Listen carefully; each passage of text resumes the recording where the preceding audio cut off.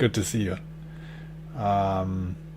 So this is episode 1, hopefully, of a series we're doing, where I try to play pure GTO. I was wondering, like, if I want to stream, or like, I probably did not stream a lot of the time because I don't really want to give too much away of how I think and so on. But like, GTO is GTO, right? There's no I'm not gonna have any exploits. We're gonna have our different database where we only track the stream hands, and I'm gonna try to beat 100 on stars. We will see. By just playing GTO, right? I mean, if someone limps, it's leaving GTO a little bit, but everything is GTO, right? I'm just gonna like node lock in my head a 70, hopefully 70 VPIP range, and then go from there. Also, it's not going to be perfect GTO, obviously. It's going to have some simplifications and whatnot. But the idea is to have not like exploits in here, but like have decent frequencies and whatnot. And yeah. So for that, I'm gonna have usually like a warm-up session with GTO Wizard, and then we're gonna play for, I don't know, an hour or so. Have I been playing poker all this time? I mean, probably. I've been doing different things. Like it has been a couple of years, right? Since I think the last time when I played, was I streaming there? I'm not sure. Like once COVID hit, I kind of stopped playing poker for a while, concentrated more on content. Then I was somehow working back again. I slipped into that, like programming, and I don't know what else, right? But I have been playing on and off for the last 20 years, let's say. Let's put it like that, and probably never stop playing completely, right? And I've been playing a lot lately. Lately, I mean, the last couple of months, let's say. Studying a lot and so on. And really also the year before, played quite a bit. Yeah. So news. I mean, also one of the reasons I'm streaming back that I thinking at least about offering poker coaching. Like the idea would be to do it. I never did this for the last 20 years, right? Because I don't know. I have my reasons, but I think I can definitely help people that are playing low stakes and might not be. Yeah, and the format would be plain and simple, that I would watch how they play and then give my advice, right? And I'm pretty sure, like, I can play against someone heads up and see in a couple of hands what they're doing wrong. If I can see all the hands they're playing, like, I can for sure fix, I think, pretty, like, probably big minus EV leaks, and in general, like, maybe have some better gameplay or whatnot. And the idea would be like, okay, I'm not going to be telling like NL200 players or something like that to how they should split the range or whatever, right? But I can help like low stakes players, I think, in fixing leaks. I saw a video today that inspired me towards this. I think it would be a great help. So the idea would not to have this really high price. I haven't really thought this through, but I'm gonna start streaming and doing this series because of that reason. You played your first WSOP C live series in Canada. Wow. What does the C stand for? In Canada. How did it go? I think, didn't I hear... Did you have a big cash or something? I thought I heard something. You play part-time MTTs mostly, yeah. I don't know, my memory is not very good, but... circuit, okay. But I'm not I play some live, play some tournaments, but not really informed about this too much. I've heard about the WCP though. It's been a while since I played that though, but yeah. Did you get a bracelet or ring? Ring is pretty cool.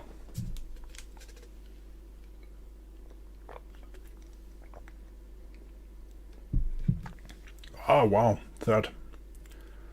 That's as big as it gets, I think, third. That's pretty good. Last week, okay.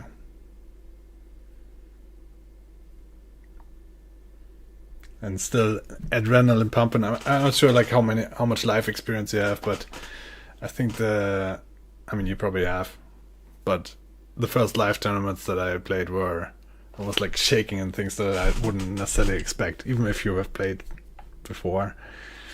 Now that wouldn't be the case, but I think still live poker is pretty much a rush of feelings sometimes. It's different. In tournaments specifically, right? If stakes get big.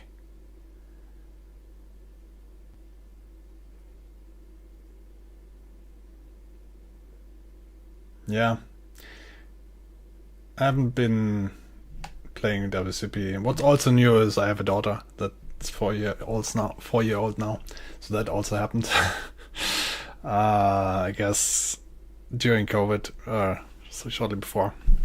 So that's my last couple of years were I cannot just like go play WCP anymore, I think, but maybe I take my whole family or sometimes. But for now, we're trying to beat N100. I don't like. Do I think I'm gonna beat it? I'm not even sure, right? Because, like if you would play N100 Zoom and you would just play GTO, I think you would be doing better than Rex do on average, but Rex on average also lose there, so you would probably, I think, still lose. But I'm going to try and play the regular tables for that reason, because I'm not sure if pure GTO approach is going to be beating any table, but I think with some table selection, hopefully that's gonna work, because I don't like necessarily burning money.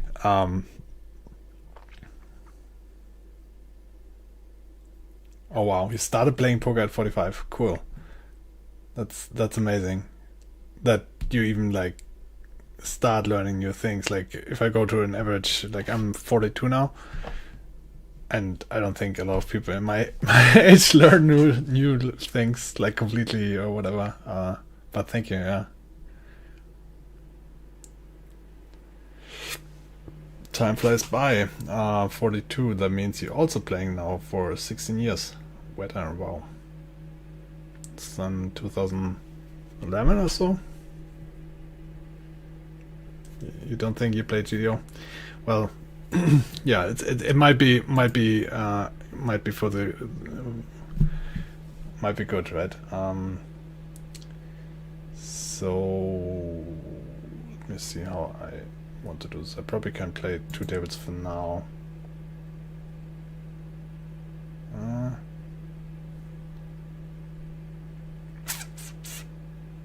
Let's stick to 1. Okay, so I'm gonna like try and play 100 hands just to warm up.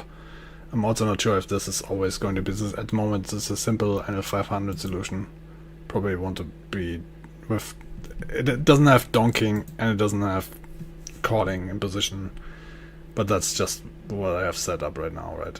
So this hand is 87 low NG, but this is never mixing, obviously.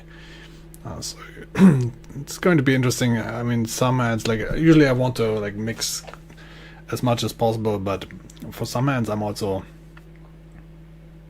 not sure if they are mixing or not, right? And then I probably have them at 100% frequency, but we will see about that. This hand out of position, I think there's rarely hands that are betting 100%, and we have rolled an 81, right? So we can safely check that.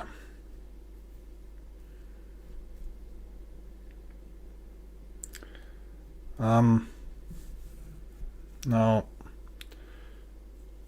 I think we want to bet this hand especially quite a bit.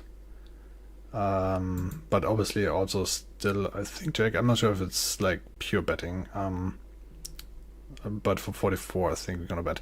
The question is also bet sizing. I think I'm gonna like land on like one sizing per board. It's also a little bit limited in this solution, and then go with that. 33 is a little bit small. 130 is a little bit big, so we're gonna go with 66 in this case. And it's, okay, so interesting. This is I'm probably choosing a different sizing. On the river here, there is definitely usually less. Like there's definitely some hands that bet 100% and are actually minus EV to check and otherwise, right? So it's not like you want to be mixing a lot out of position. The later it gets, the more pure your plays become. So this is a 78 though. It's a low score. Is this really pure betting here or not? It's going to be betting quite a bit, I would say. It's not necessarily a hand I want to check raise, although I'm blocking the 10, so that's good. He would be betting that. Wouldn't be betting the 6. In general, like he has a lot of hands. Is the point that he is no longer betting if I check, right? Unless that goes into exploitive territory, because people always put you on ace king if you check. So they might be betting more, but the point is GTO is not gonna bet the 6 even here, I think. And then he has other hands that he's not betting ace highs and so on. So I think this hand wants to bet a really high frequency. It could be on the river. I definitely want to have a small sizing and a big sizing. The small sizing would usually be chosen by hands that cannot bet big, but also are too strong to check. They are taking this like 100% of the time. Then this hand definitely can also go in, and then the question becomes like some of the time you want to mix in strong hands into the small sizing as well. But is this one of the hands that wants to do this? Probably not. For the main reason that if you like, if you raise, then you like also don't know necessarily if your hand is even that great.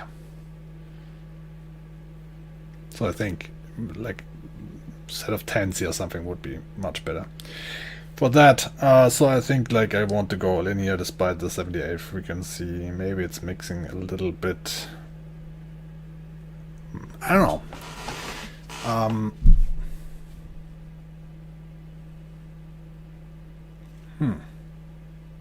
Yeah, let's go in. Okay. it did only go all in 20% of the time. This speed, the 100 hands are gonna take some time though. We're gonna start at the turn. Actually the flop probably as well.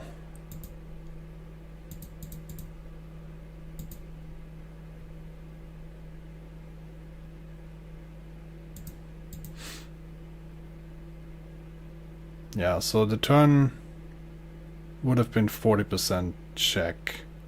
It was 44, so I wasn't sure about that. It bets mostly small or big, but whatever.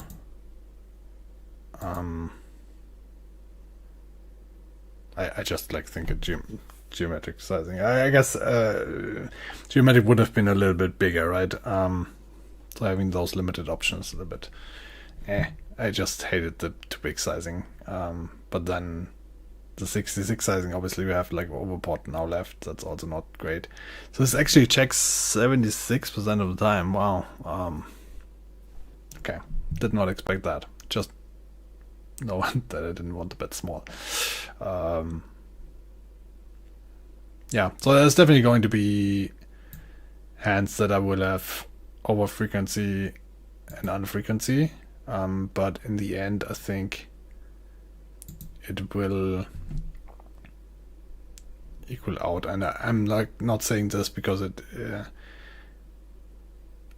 Yeah, I'm not even sure about preflop, by the way, because I obviously have my own ranges that I do. But yeah, I'm also playing against GTO trainer, right? So I might not be perfect, but I'm decent enough. I'm just like usually not trying to hit every frequency as much.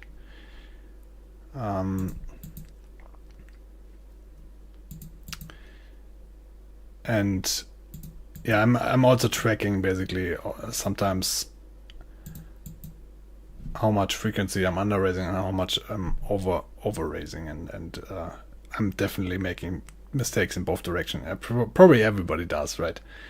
But at least if it equals out in the end, that's not too bad then.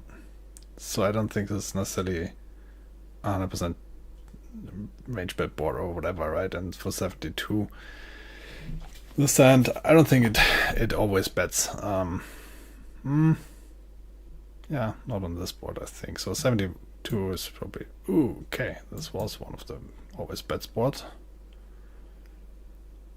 Those spots.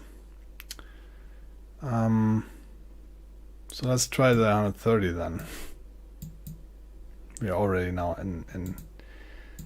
Yeah, I mean, on the flop you usually want to be betting hands that are strong enough to get it all in for the most part, or like really like it to go all in. Seems like I almost want to look at the solution here. This is just like a really high frequency bet board. Could be, okay, yeah. Seems like it is.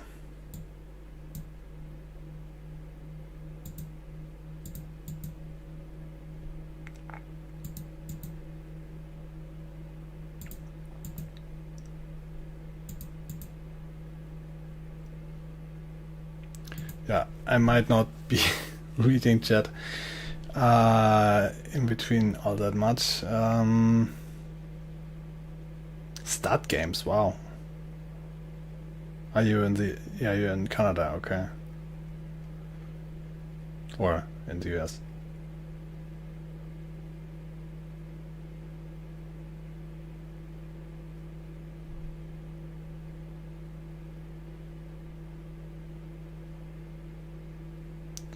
Pretty small on screen, yeah, it's not ideal. I'm gonna have to think about the setup. Usually I want to have the whole image graph on the right, but we don't have that yet, so...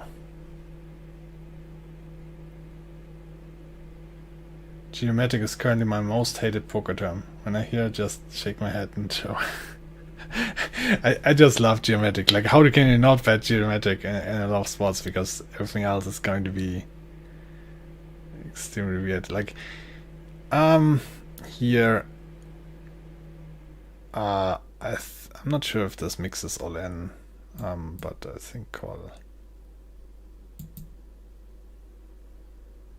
because usually I wouldn't necessarily go all in, and so I think we can just fold this despite the 7 frequency. Yeah.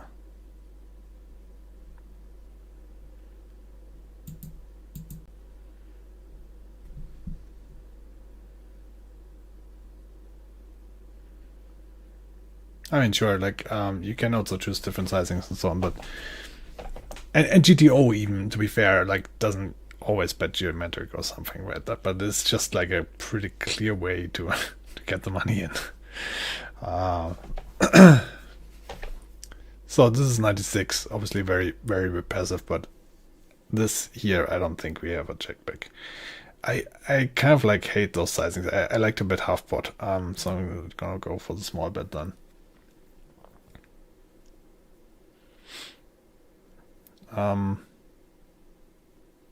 This might also not check back, an example. Yeah.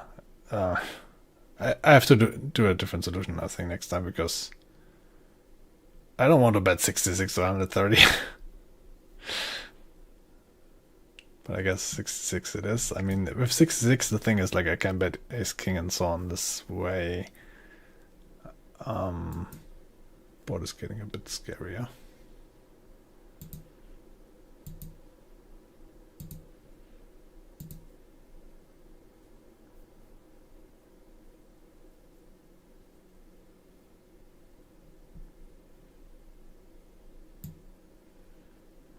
Okay, so this would have been mixing in 23% check, but yeah, I mean, I'm trying to have checking frequencies and so on, but like I also don't want to make GTO mistakes, like pure mistakes, right? And this might have been potentially one of them. So I'm not sure if this mixes in bet ever, so we're gonna check. Same thing here. I mean, potentially this is a potential bluff candidate, right? But not really. We're kind of like blocking the folding range even. King eyes, so.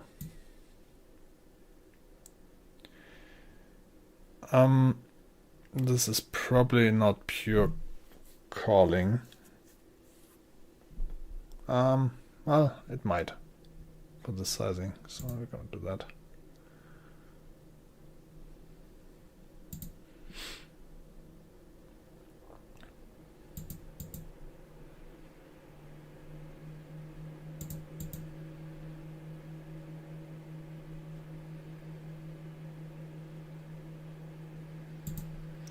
Yeah, the reason why I'm saying like I'm not sure if this beats L100 is obviously it's not that hard to to reach a low loss per hand. Like you don't have to be balanced. Like if I'm playing GTO, you don't have to be balanced against me, right? You just don't have to make big blunders. So I don't think the Rex are gonna necessarily lose a lot versus me.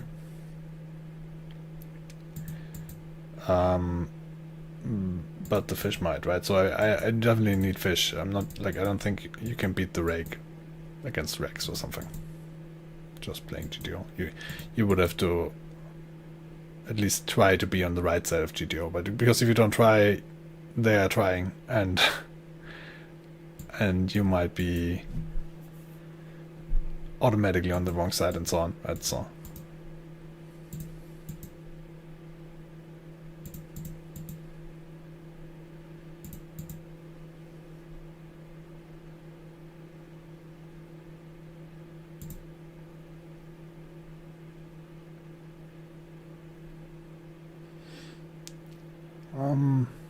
So for 62 I'm not doing anything with this hand. Going to be interested if this is for betting. Sometimes I will, no, okay. Calling 4.5%.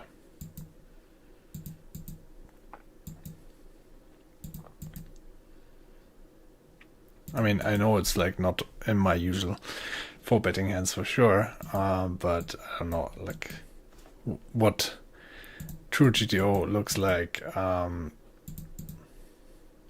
The thing is, like, even if I'm training versus GTO trainers, I could like fold small frequencies all day long and just never think about this. And they're not like showing up as mistakes, right? Because yeah, maybe there's some frequency mistakes once in a while if you fold a 11% hand, but yeah, and honestly, like it's probably also not that needed in a lot of cases to have those low frequency stuff in there.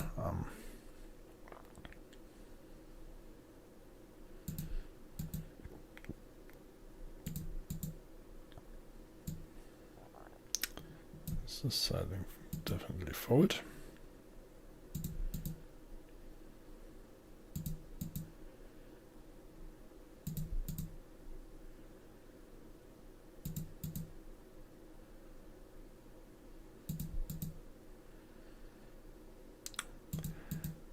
Let's see. I kind of want to have 100% score once. Like somehow I have already velos. So in position here, like I think there's not a single hand that is not mixing, but there might be hands that are close in mixing. In checking, pure checking, this might be actually one of them, even though we rolled a 25. It's not like we're betting this board all that much. And this hand is probably betting it very little. because if we bet the 7 is, it plays a little bit for the backdoor straight draw then, but we don't even have a backdoor flush draw blocker or backdoor flush draw or flush blocker, so that alone is also reducing the frequency of betting. And we do have an overcard, that's good. I'm not saying like this never bets, but it might be, first of all, and it might be lower than 25, so I'm actually gonna check. Okay, so it checks. It actually bets 70%. Oh.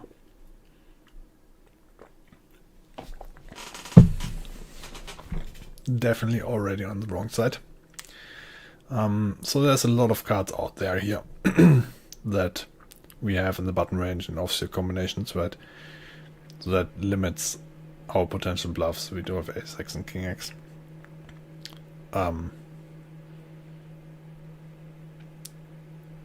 And we can have pretty much every hand here, right? Also, I will have something like 9-10 and so on. Or queen jack, right? It's not like, yeah. Anyway, so I think this hand would be bluffing sometimes for 48. I think we're gonna do that.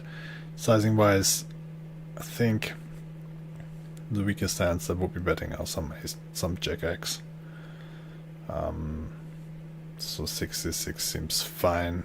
I like big betting, but I don't necessarily want to bet super large. So if I bet super large, then it's like, okay, I don't know, maybe king queen or like king queen. Like it would be there to bet. I think 66 is the only sizing here I'm considering. And for 48, I think I'm gonna bet this. Okay. Seems like the showdown value of king high. This was like a completely misplayed hand from start to finish. First of all, the flop check is way lower than I thought it would be. Maybe the simple solutions are also a little bit different from what I'm used to. I'm usually playing the full solutions.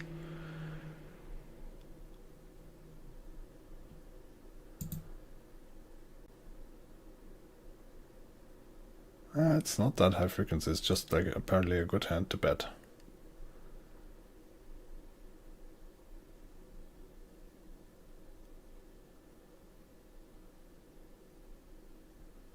And the suit did not really matter all that much.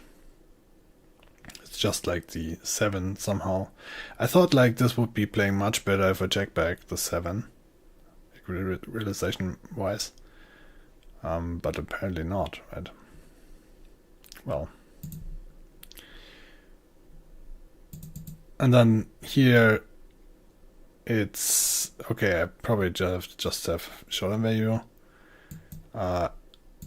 And then also now the 7 is probably playing much better in the check line. The thing is why I like the bet is that if I hit my 7 on the river, I can just easily check back and hopefully win against 5 or something like that, or like king 10.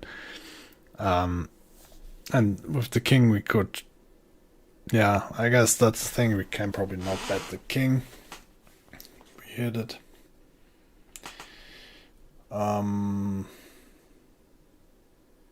Yeah, I mean, EVs are relatively close.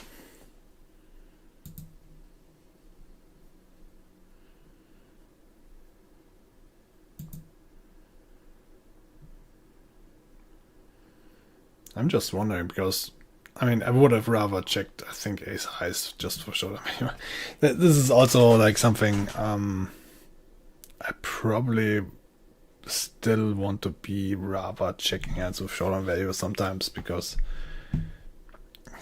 yeah, in reality they might have more showdown value and so on. But okay, I need to get used to this, that the ace size oftentimes want to bet more and the other hands less. But like assuming like we don't bet the ace size, right, then we only have 12% of no-mate hands, and let's say we bet all top pairs, then that's 30%. So I would have assumed that most of these hands actually bet, and then maybe check the worst and bet the best ace size or something like that. But okay, I guess the ace size are just 24%, and they are betting also. As the other hands, But that this is such a high check percentage is a little bit surprising. It was 77, I think we can fold this. Oh god.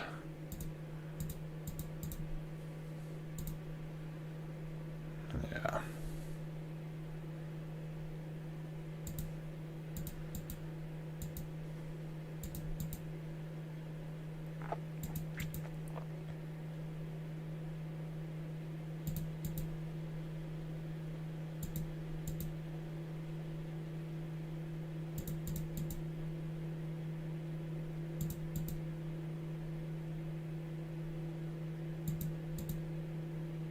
For how bad this session so far is.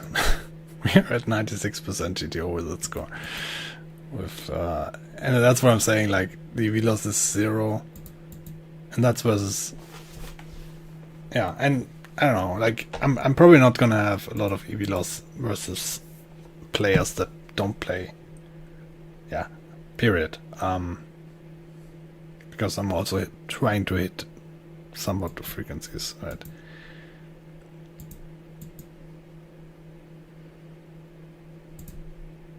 But I'm also not gonna win as much. Good example of this is the river. Oh god. Okay, I thought like for small frequencies this mixes in, but I need to get used to this, that this is not the case. I mean, I'm trying to do things that I usually don't do. But then they are actually not. So yeah, whatever. A good example of this is on the river. If you just have a balanced range, then nobody loses, nobody wins, right? If you deviate a little bit, then you can gain a little bit, lose a little bit, depending on whether he folds everything or calls everything or whatever. But if you fold a lot, then you can win a lot if he doesn't bluff. But you can also lose massively if he's bluffing everything. So yeah, the same, like if I'm the closer I'm to GTO, the less I can. There's the potential of losing.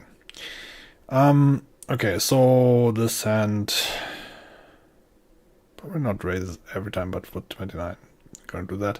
And I think the small sizing, so I can raise some king x, some pocket eights, and so on, right? So.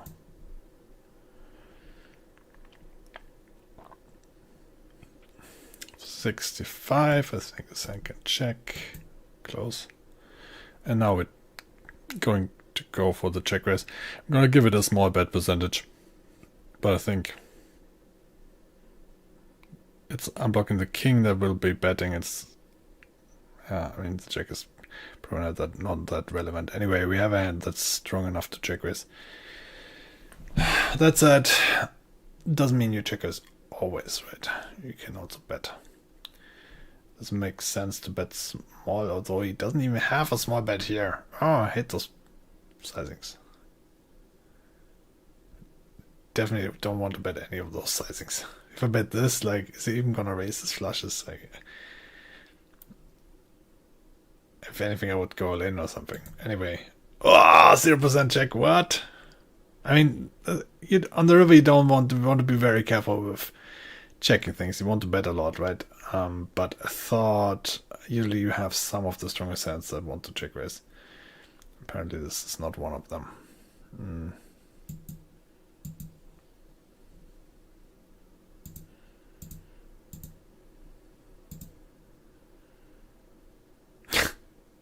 Definitely not gonna bet this. And then it's that. Okay.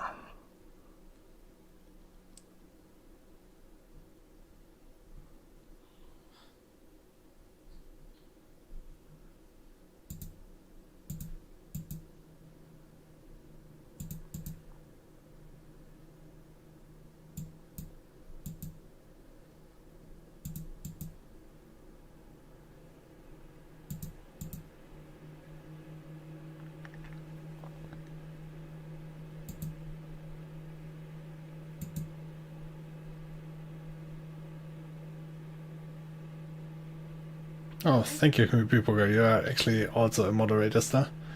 That's great. Yeah, good night. I probably read this too late.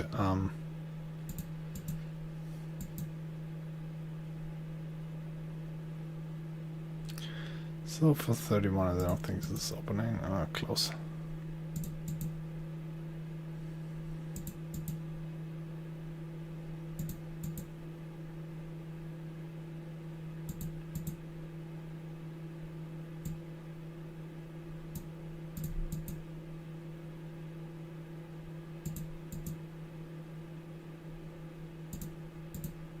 Okay, this is also opening. I mean, those hands I would just in practice never open so far. Oh, spoiled that, but but apparently that's opening 10%, yeah.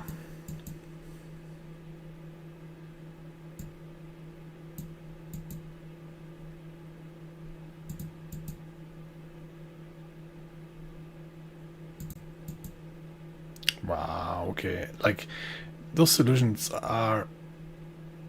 I think they have to be different from what I'm used to. Like, how is this 90% a bet?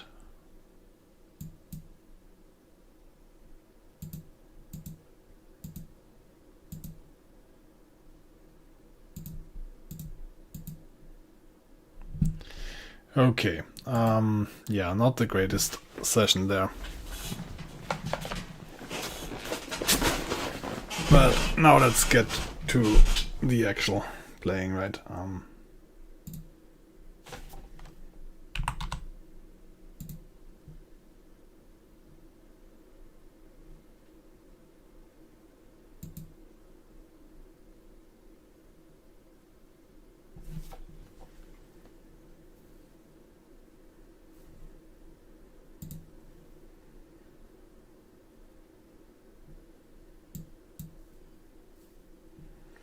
So I'm not sure about the stakes.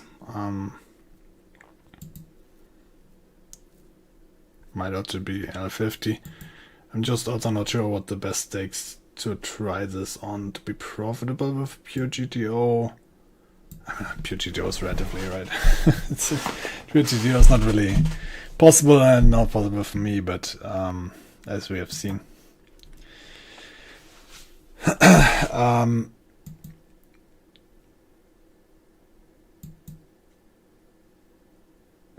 Just because NL50 there's going to be more fish, but also the rake is higher, right? The rake is going to be a big factor. But if I go too high up, then there's not going to be enough fish. So I'm not sure. I think NL100, let's start with that. I think also this runs mostly, right?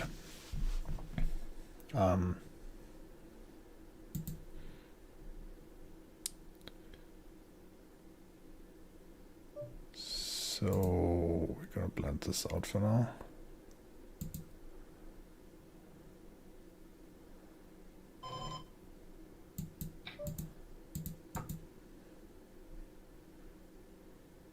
So the sand we want to check with a lot.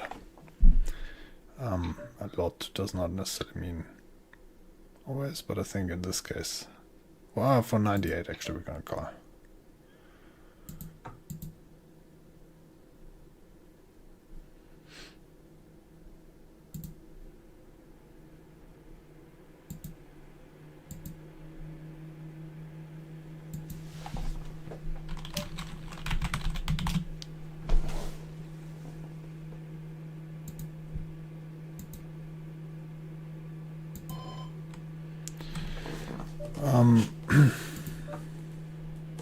And on the river,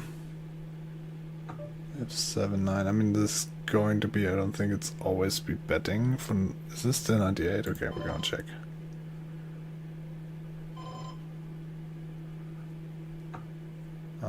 The sand sometimes might be betting for 88. We're gonna check.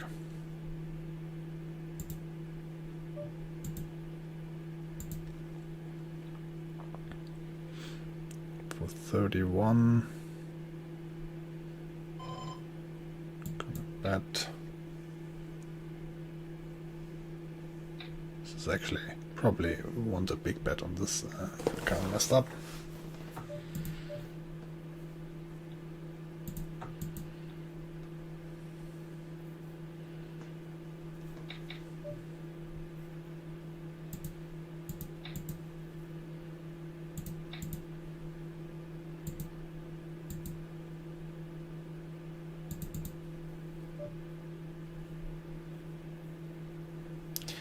Okay, so this clearly is a big bet or check board.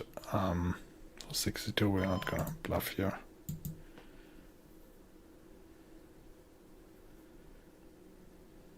And this is probably like a pretty terrible bluffing hand.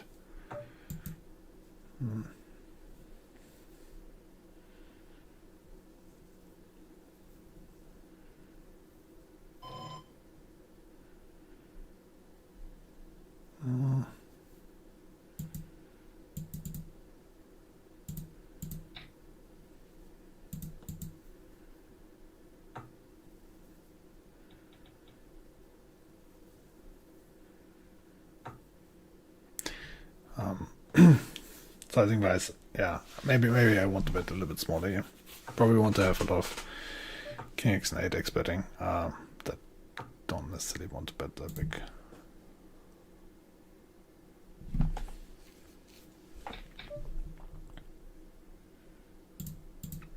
Pure opening.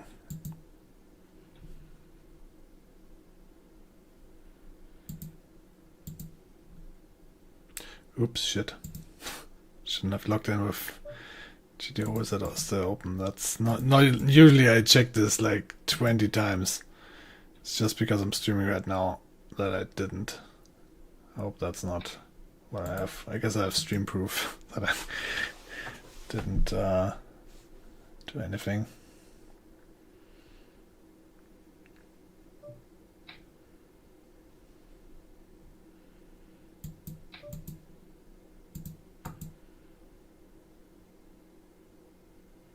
So usually I only want to show one table, I think.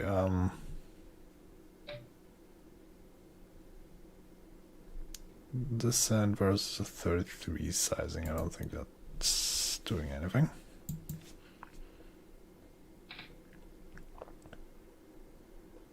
Without the backdoor.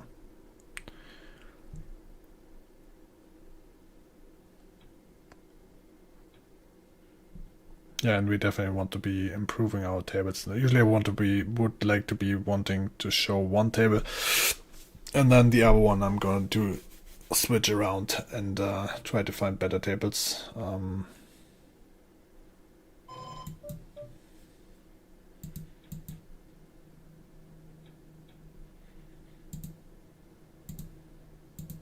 This might be a good table.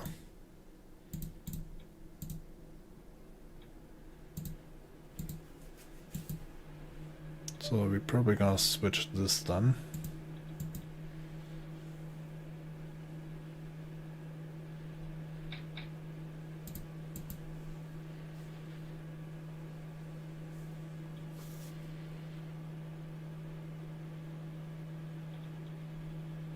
Let's back to green.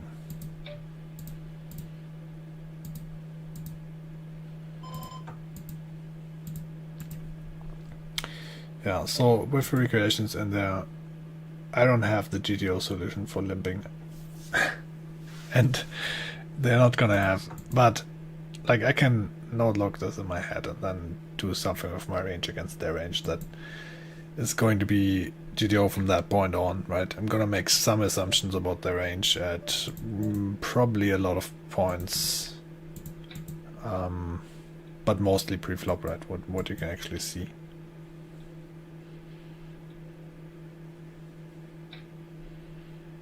So there's going to be that little bit of exploit going on, but not very much, really. 35. Let's check that. Although under the gun we want to have a pretty high betting frequency. With a heart I might consider raising here. Without, I think I'm not gonna fold all that much.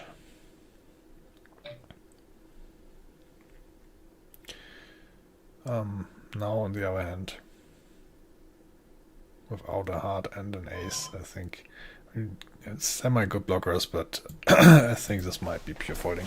Maybe there's some small call percentage or whatever, but probably not.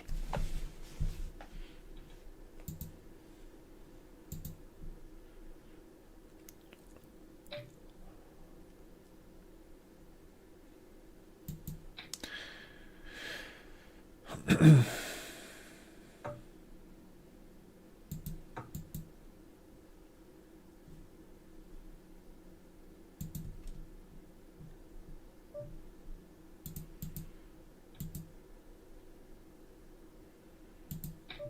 don't think this raises all that much at all. And boarding's out of question, so there's that. If he bets here, okay, we probably would have to fold. Maybe some small call percentage. And now, once he checks back, he could be betting smaller at 15. I think this might be checking.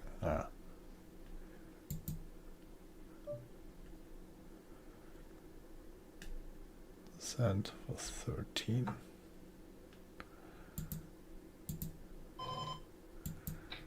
A bit small.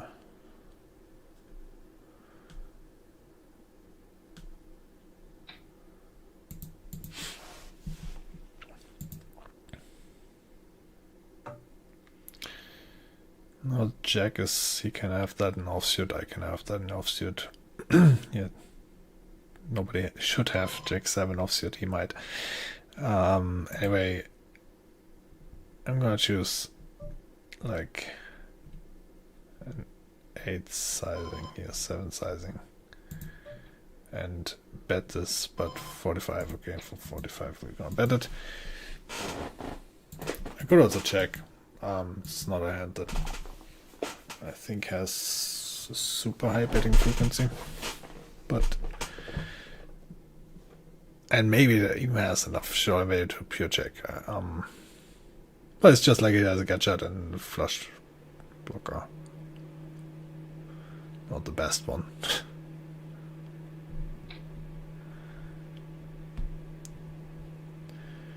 And since we have queen 10 off, do have his queen, but that checks, right? A10, mainly like queen 10 off.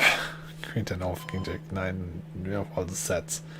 And also the king is gone, the jack is gone, the 9 is gone. There's not a lot of draws, so 29, I think that's going to be, oops. I think that's going to be the major challenge. Do not time out. I need to be quicker and let talk less, I think. I think this is going to be a shove for randomization. Might not be a pure shove or whatever, but I think this should mix in a shove. I'm going to be marking this for review, I think. Would be interesting.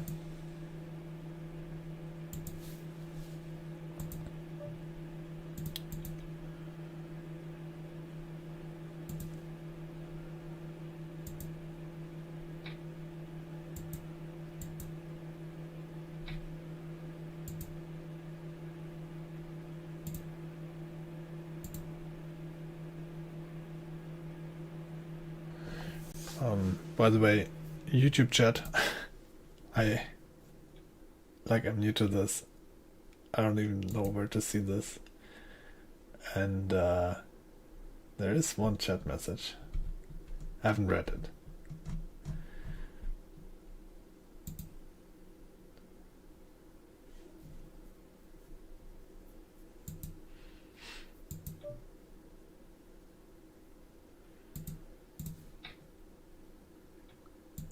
I also don't know how. View in live control room. That sounds good.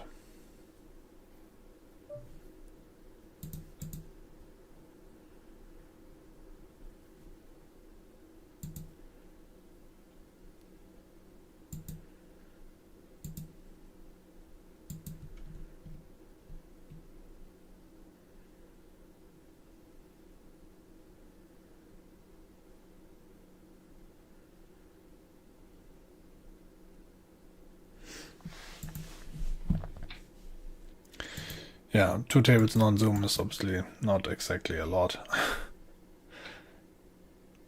Didn't really think this through.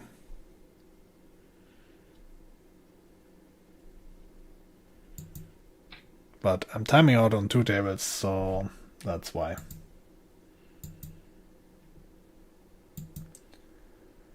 Oh yeah, I might be also playing and I wanna zoom from time to time if the pool is really good, I think. Is it though?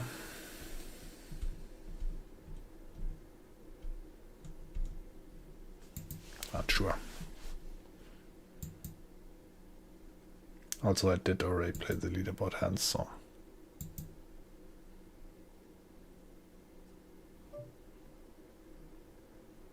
This is raising, maybe some dumps, right?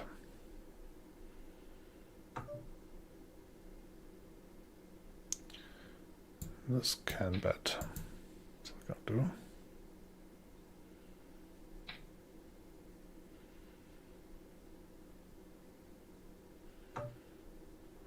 No, that's just pure checking, I think.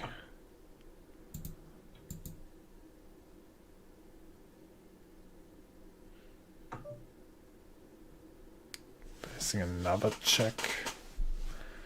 But yeah, I mean, I think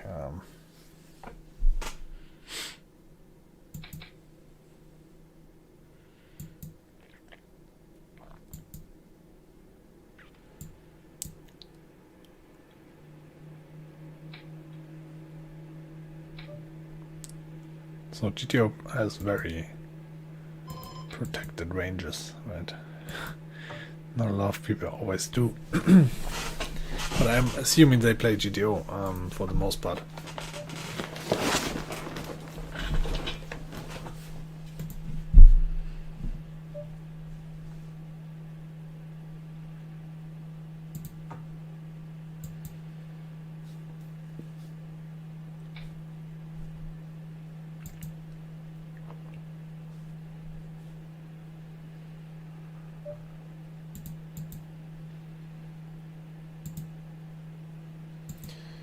Yeah, and GTO play is also very, very passive, I feel. I mean, oftentimes it seems aggressive. In other spots, it's like, since you have to protect your ranges so much, it's also in a lot of spots pretty passive.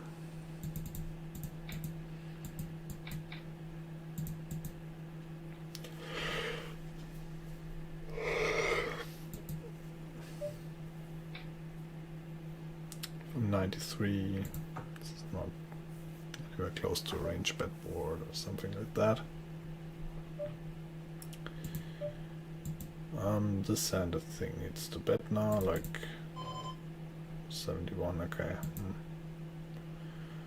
And well, I'm gonna bet it small though. If you try to play GTO, I probably need to change up my sizings a bit, because really you don't want to bet very big with a couple of hands that you want to bet here.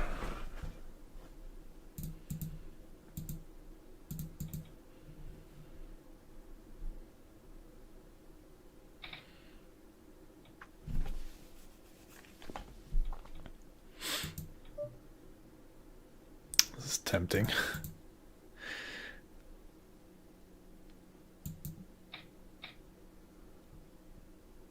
Someone has played 0-8 so far. Obviously, don't read too much into this. This is just too low sample to tell you anything really.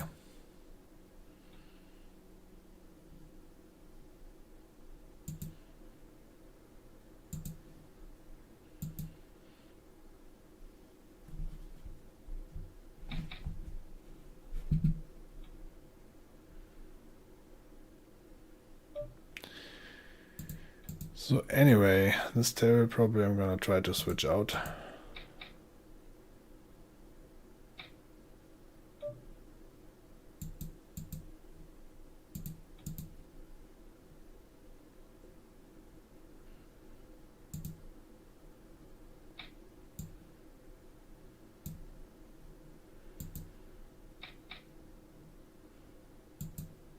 Although now that there's a spot open, I probably can just wait who comes. I'm also gonna have a third table here, just so we find some better table. This table is alright with 2 fish.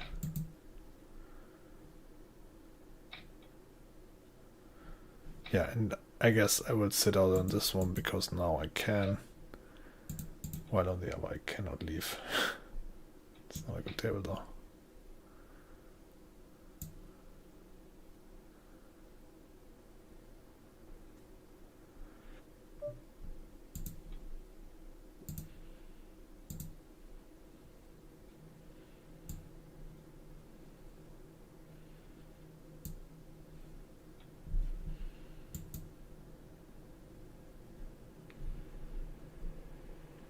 Pocket tens.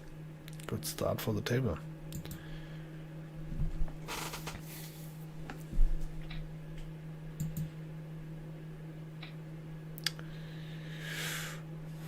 Testing my knowledge on cold forward ranges. I think this is not a pure, and for 70 we're just gonna fold.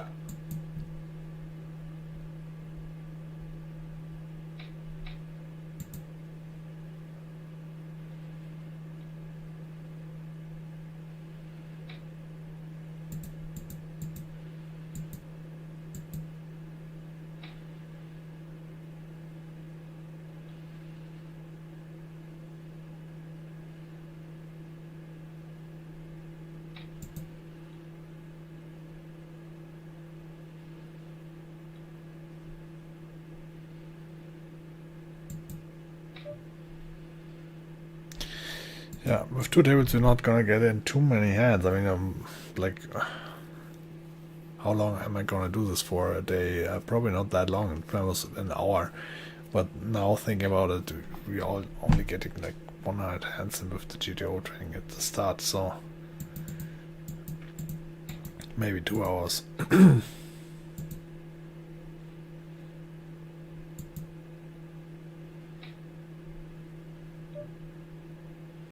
I don't know, maybe 3 hours. Like it's not. It's a little bit less tables and than I would like, and but yeah, I mean it's not the worst. Would want to play it different, but for 71, just gonna keep checking. Don't think this hand needs to bet. Now we have showdown value.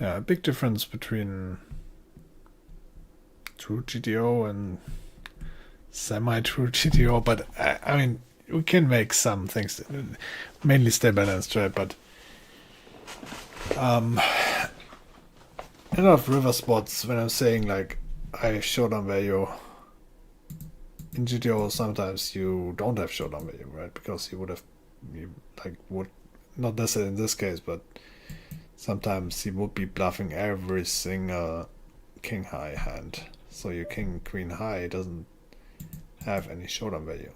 But in reality, there's at least a small percentage of chance that he's not bluffing. So you actually do have checkdown value, while with other hands you don't. So that changes then. If that's the case, it would actually be a bad bluff, and there is no way in hell that they are going to be 100% bluffing every single thing. They might be bluffing other hands and overall be balanced or whatever, but to say it's 100%, there's always going to be a higher showdown value hand, showdown value V than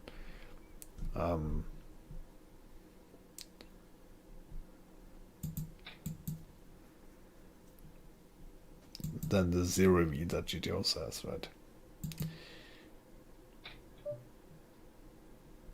For 84, we're gonna check.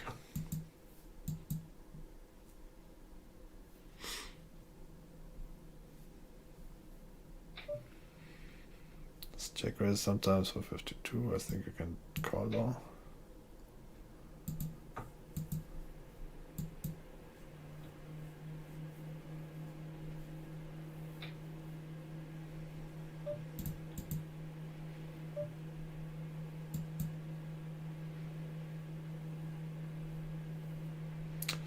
And then this here is probably a pure check. Splitting against the aces.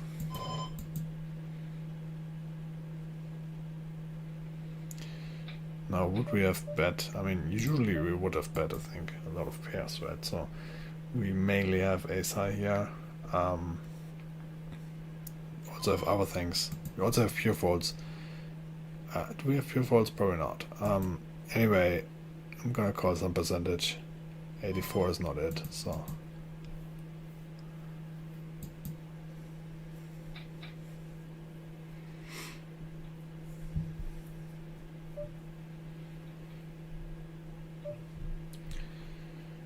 I'm not sure if this hand has a 3 percentage, but it now has.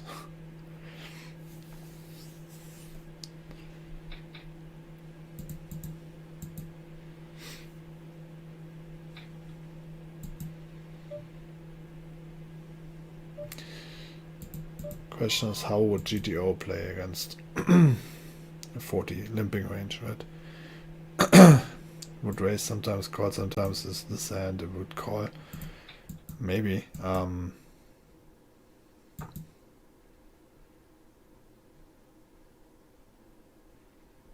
Probably for 94, probably just fold.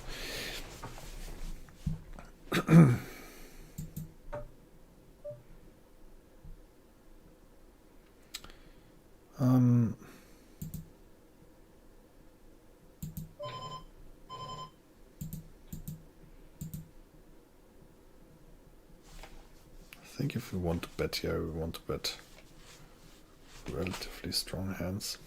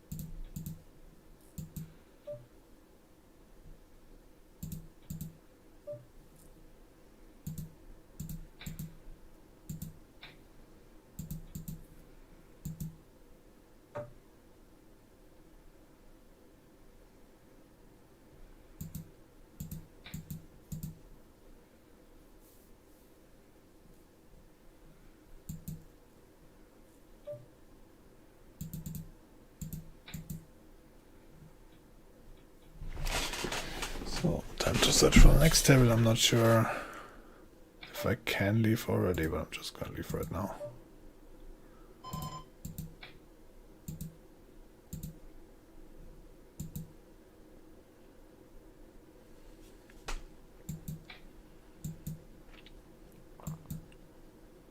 Yeah, I haven't really found a good second table yet. It's a bit concerning. The rake on L1 is not that low, right? So you definitely need good tables.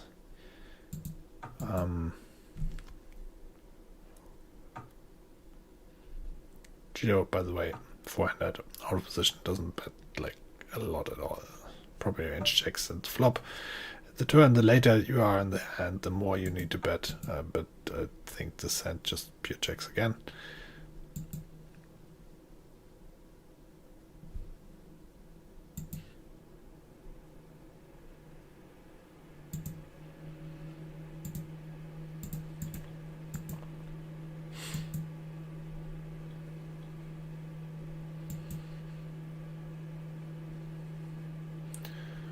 Yeah, so I'm not like super sure about the stakes. I want to do this challenge at. Could be on 200, could be on 50, could be on 100. For now, let's assume it's L100. And that's going to be a 3-bet at 100%. It's a 3-bet at 100% frequency. Do you know that chart? GTO Wizard. GTO Wizard has decided Ace 5 suited is a shot with 100% frequency. I love that.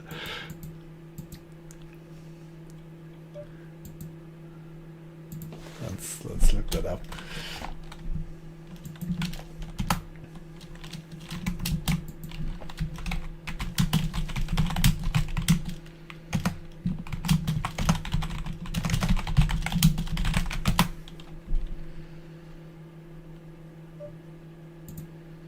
Ace 5 suited in the big blind and old man coffee opens on the button.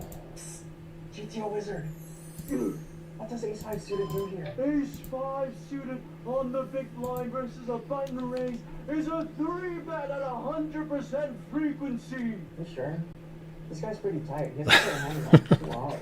Math is math. Yeah, you're right. Raise. Re-raise. Oh, I knew we should Re-raise. Well, time to fold. You Shall not fold! What do you mean? Our 3-bet bluff didn't get through. We just got 4-bet. Ace 5 suited is a 5-bet shove versus a 4-bet from the button at 100% frequency. I probably remember that. This guy, he's like 110 years old. You think he's 4-betting me light? GTO Wizard has spoken. All in. Wait, no, I'm not. Ah, Kyle. I have aces. Unlucky. Unlucky.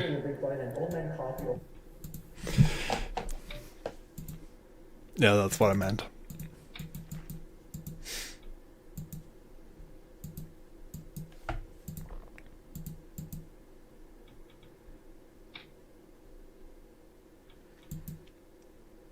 How did we lose so much money? Probably just checking and folding quite a bit. Ace 9 suited is a fold of 100% free. I'm not sure, but I think it might be.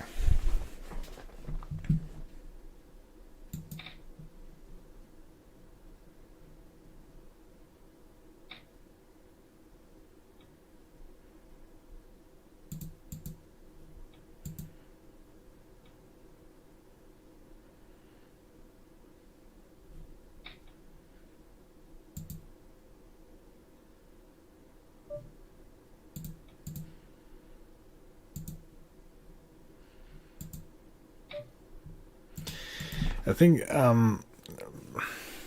what I need to get used at is GTO has in a lot of spots very small bet sizes at quite some frequency. I think this is the most challenging part for me, that I integrate this. Not necessarily saying that I will, because every GTO scheme that you run is going to be imperfect, right? You can have two bets or 10 bets, or but I guess like the small bet usually would add some EV to the solution, but I'm not sure if I will be doing that. But yeah, if you look at the solutions, but I would be probably pretty terrible at it. Let's say, because I'm not used to. Usually, I'm like having more big bets in a lot of spots that where GTO sometimes has a small bet. Also, donking range is going to be challenging. I mean, I sometimes do that, but yeah, I guess that's probably fine.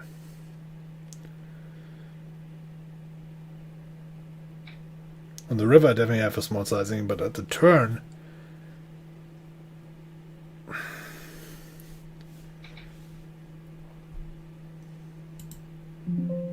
oops.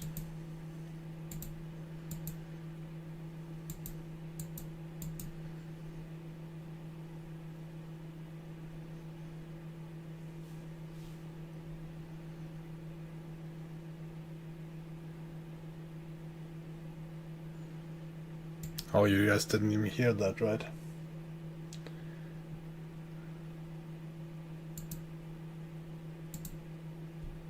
Because I didn't have the desktop audio on.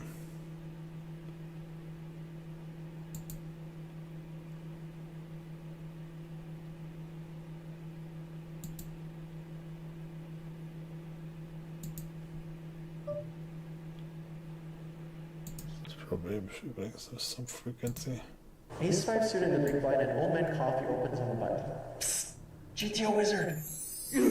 What does ace-5 suited do here? Ace-5 suited on the big blind versus a button raise is a 3-bet at 100% frequency. You sure? This guy's pretty tight. He hasn't played a hand in like 2 hours. Math is math. Yeah, you're right. Raise. Re-raise. I knew we should have just called. Well, time to fold. You shall not fold! What do you mean? Our 3-bet bluff didn't get through. We just got 4-bet. Ace-5 suited is a 5-bet shove versus a 4-bet from the button at 100% frequency! What do you mean? Do you see this Sorry, guy? I actually He's should like have shoved here as well. 10 years old. You think he's 4-betting me light? GTO Wizard has spoken! All in! Wait, no, I'm not. Heck, call. I have aces. Oops, unlucky. Ace-5 suited in the big blind and old man coffee opens on the button. Psst! GTO Wizard! What does ace-5 suited do here? Ace-5 suited on the big blind versus a button raise is a... Yeah, I'm gonna mute the desktop audio again.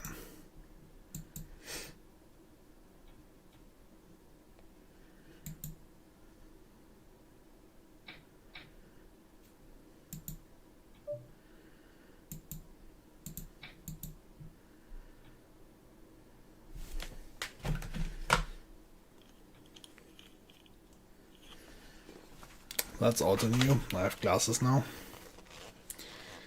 Super cheap ones. I just tried this out after buying them in the supermarket and I was like, oh wow, okay. This is much better for my eyes. Looking at the screen all the time.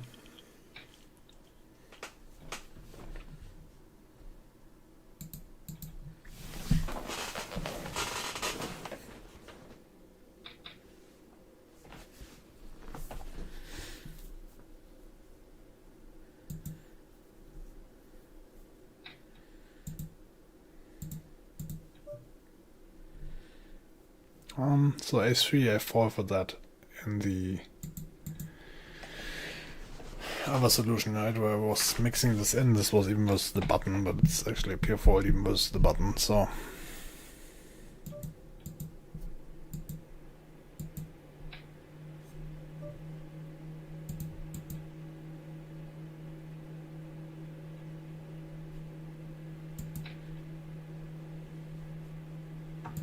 tens on the other hand.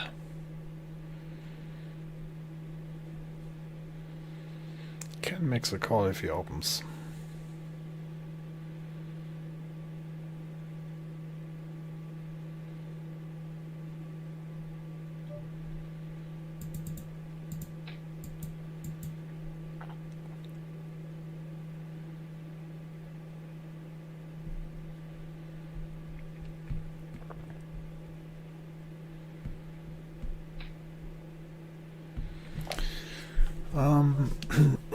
With this free bet here, I rolled an 88. I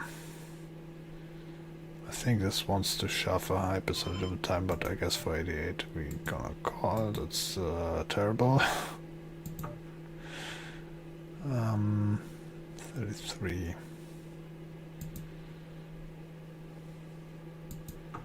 Still gonna check.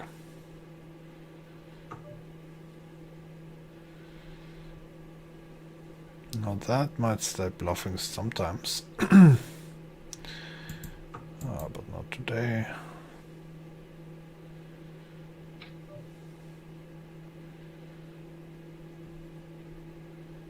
Yeah, no.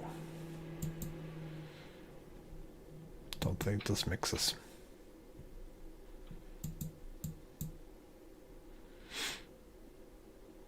Should have fucking shoved.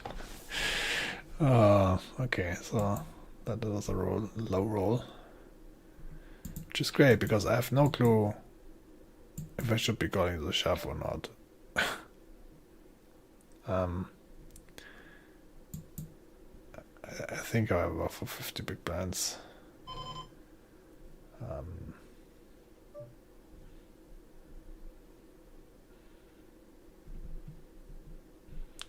Okay, so I'm really not sure. We're gonna just call if I open my eyes and see a number smaller than 70. Okay. Let me just gonna check then, because we're not playing tournaments leaving 8 behind.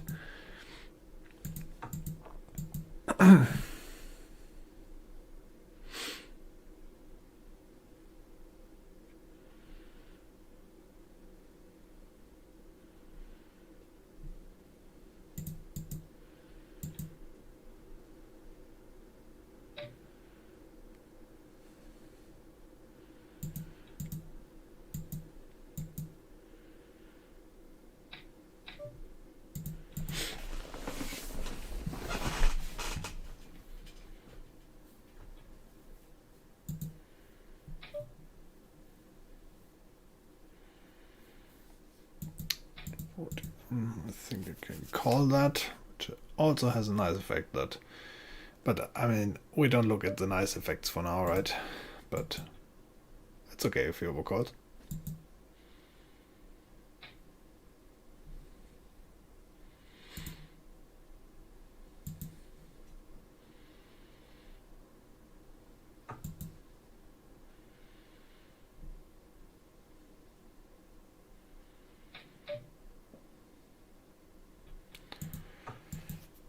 One.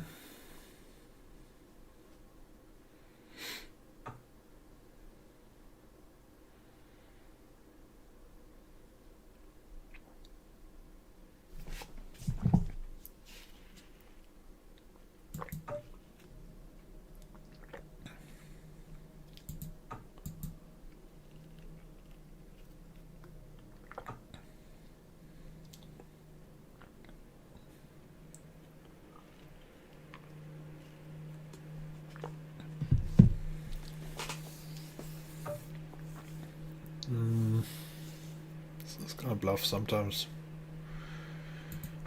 Not today, at least.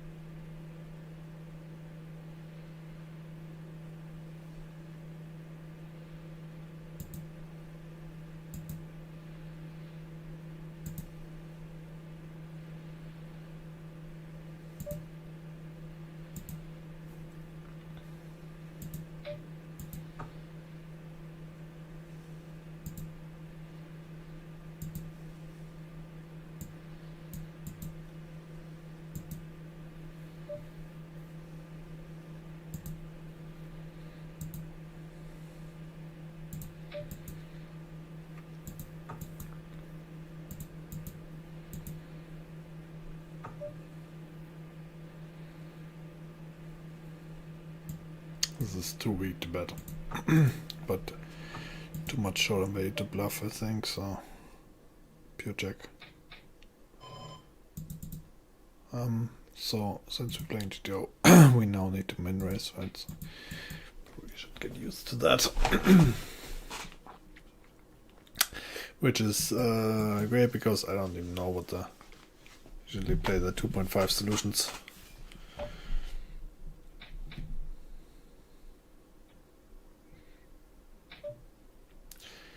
I rolled a 7, so we're gonna bet here.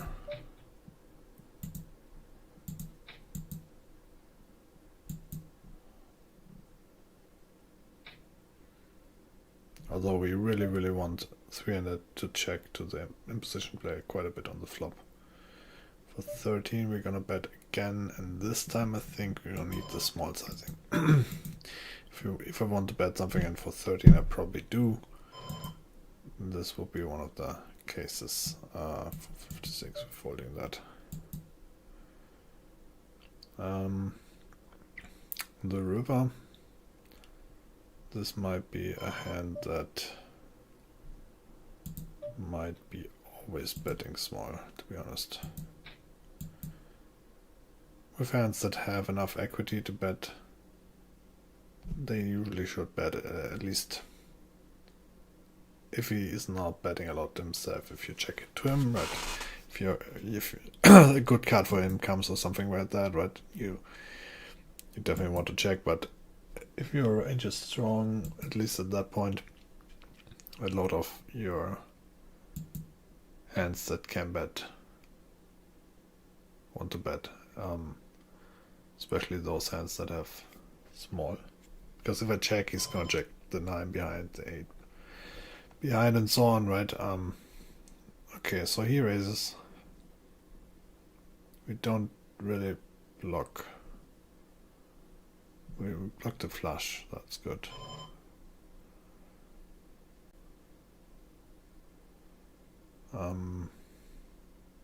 Oops. Oh shit. I mean, that just takes too long. I don't think it's a pure fold. I was just like rather wondering if we want to pure call it, what percentage do we want to call it? Is it really mixing or is it pure folding? I'm probably overthinking this now and timing out too much.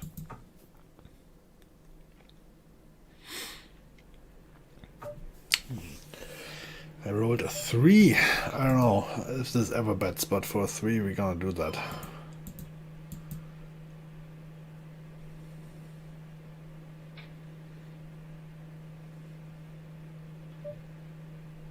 And this is just always calling, I think.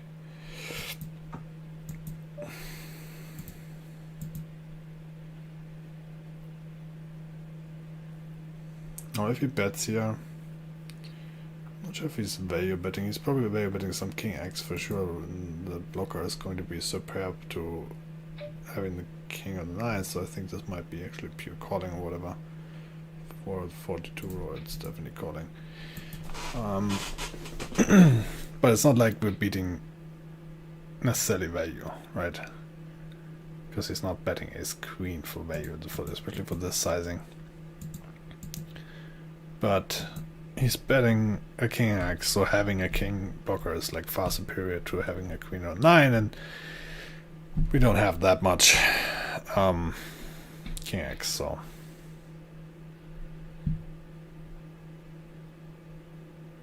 I think.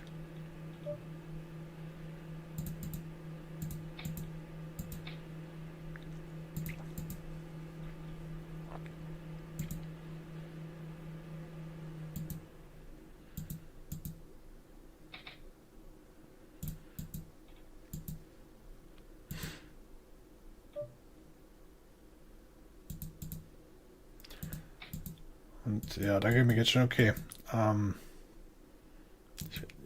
Du hast mich lange nicht mehr gesehen, wahrscheinlich, weil ich einen anderen Namen auf Twitch hatte. Ich habe den geändert auf Clara GPT.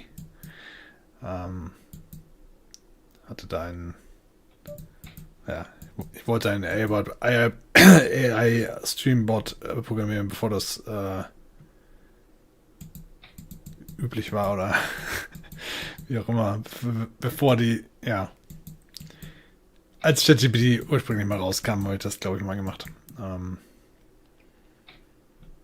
Ist dann nicht wirklich zu was gekommen.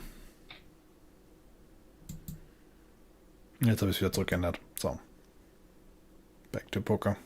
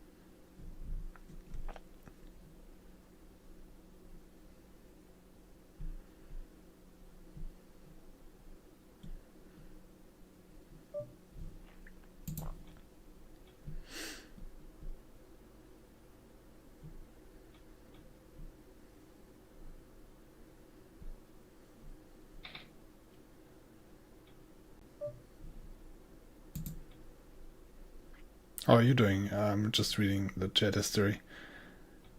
You're playing 50 Zoom. Are you like actually now playing NL100 potentially and are on the tables, which I completely missed or something? I don't think this is mixing raises.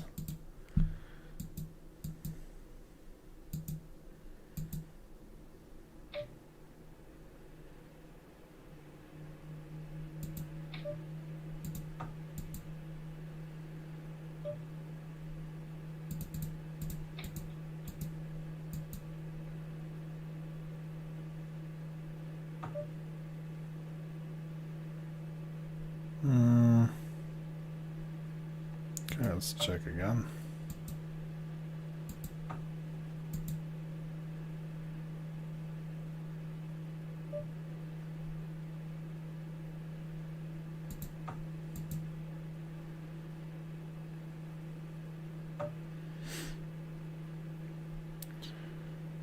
So if he bets here, he bets big, so we're definitely bluff catching. I think this hand should be mixing though. So we're gonna do that. This is the fold this time. I don't think it's a pure call. On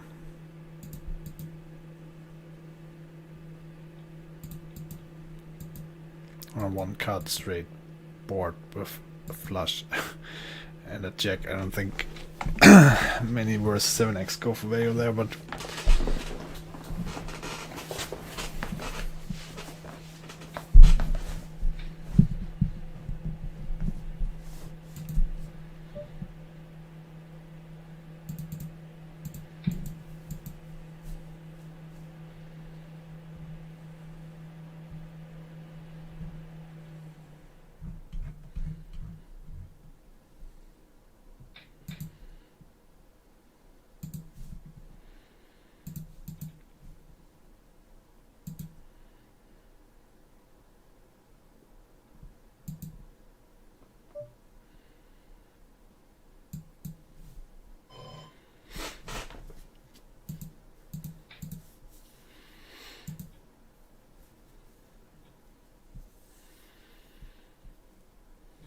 how is my left table so good and like the right table has been shit for the last 5 attempts or so. I also don't know how long I have to be playing it for me to be allowed to leave.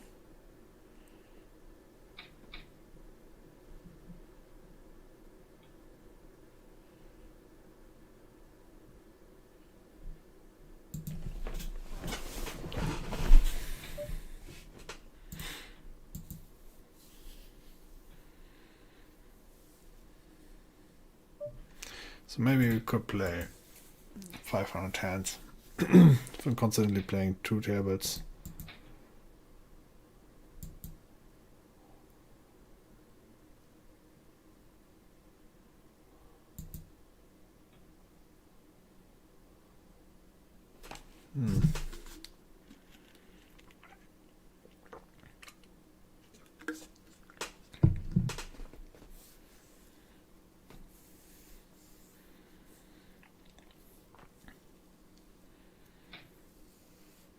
Regular tables. That would be then 2.5 hours plus GTO warm up. That's going to be 3 hours of stream every day. Quite a bit. But on the other hand, if we want to get some sample, I don't know, maybe I should like try to do this on Zoom. It's definitely going to be the much more easy choice. I'm just not sure if Zoom is actually beatable with GTO. Or yeah.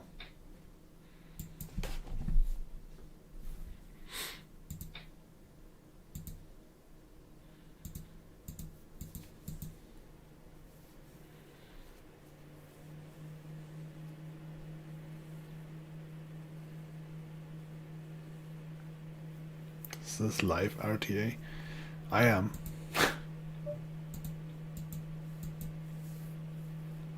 This the number you see switching is a random generator. That's it.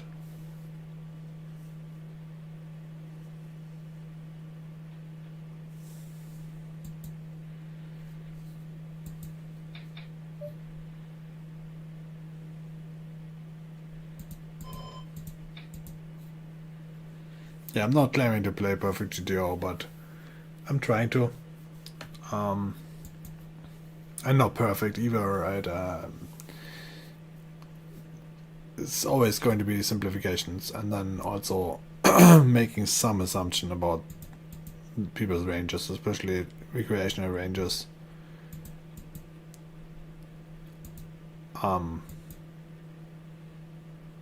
Yeah, everything is based on assumption, but I'm not going to be like assuming, okay, what could he actually be limping here under the gun?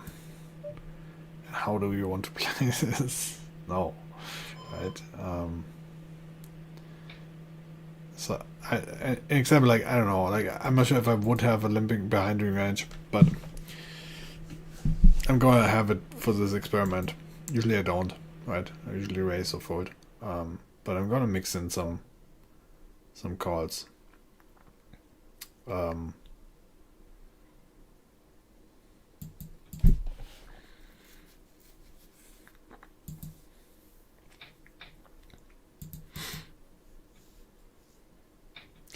But what I'm going to do is I'm gonna assume that he is limping a 40% range, and then maybe not even, like, yeah, that's probably how far this goes, because I don't know what hands he chooses to raise with or not. Like, I'm just gonna be assuming he's gonna be limping a 40% range, and then see how I think that GTO would be playing against this.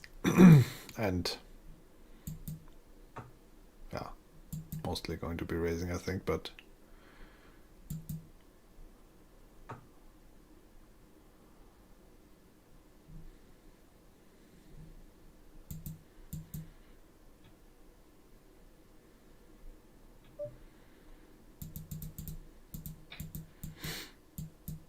it's kind of funny, because I think a lot of people, he might be saying, okay, if he limps behind, he never has something, but that's not necessarily the case. So I randomize everything. Same like with a lot of spots where you think like, oh, I'm like always betting this or whatever. I might not, right?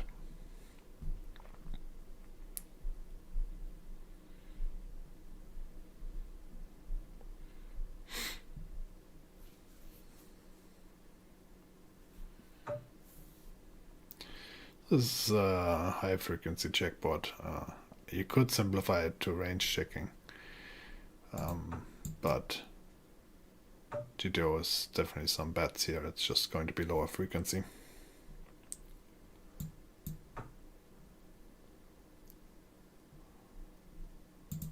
And this is still a pure check with 2 eyes shot away, I think.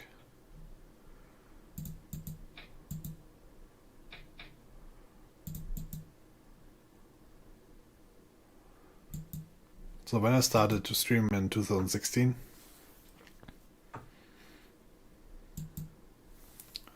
I also had like a non-exploitative approach in mind, or like I wasn't doing any exploits, but I was also doing super much simplifications that might not be too great. Yeah. Plus then, as I said, like playing Zoom all the time and trying to, like, it doesn't usually make too much sense to approximate GTO for the sense of GTO, right? You want to be on the right side of GTO usually. I'm not trying to be on the right side, I'm just trying to be hitting the frequencies as much as possible, more or less.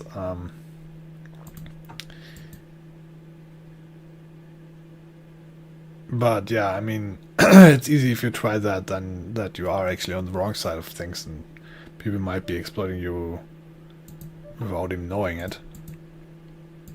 And I mean, they can't exploit you by much, right? But they might also not be exactly losing, and then potentially you might be actually like losing versus them, even though you try to play GTO. On top of that, I still think like someone who's playing 40% or more of hands is going to be losing against this, but this is not very often the case for Zoom, and the average racks lose at these games, right? So you're not going to be better than the average racks. It would be probably worse with playing pure GTO.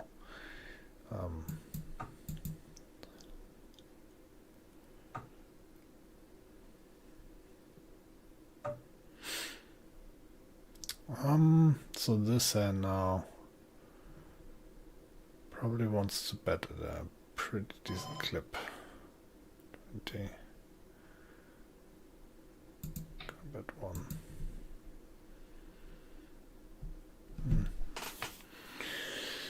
1. In reality, I think they might be more capped with their checks than you would like. Could have bet bigger, I think.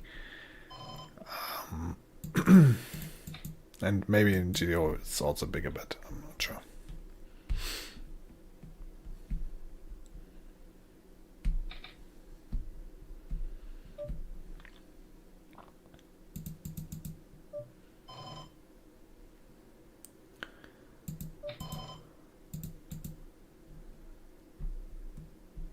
Well, good that I helped. I hope I can help again. You might be too advanced now. I'm not sure what games you play. Are you playing on these tables? I mean, I assume that maybe actually a lot of players might be playing those stakes, plus I don't know how often they still check my stream out if they see my name or whatever.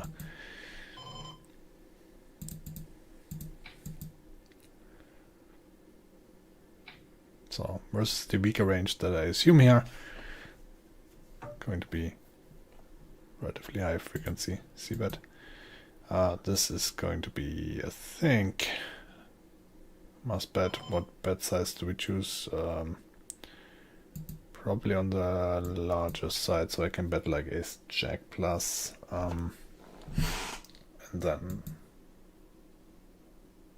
pocket eights and such.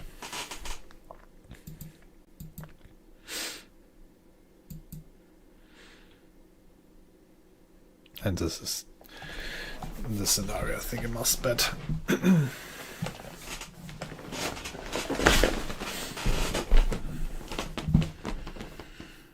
Is it possible that this has some checkbacks on percentage? Yeah, maybe.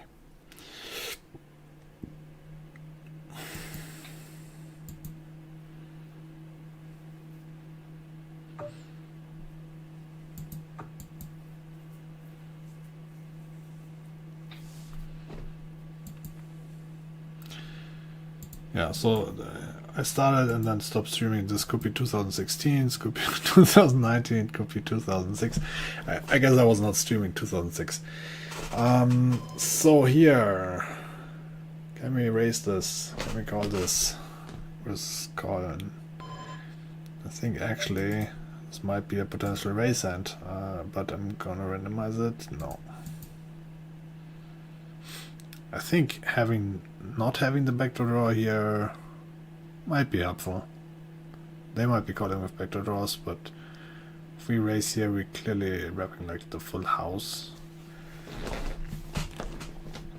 Or if we bet this, it's going to be full house-ish ranges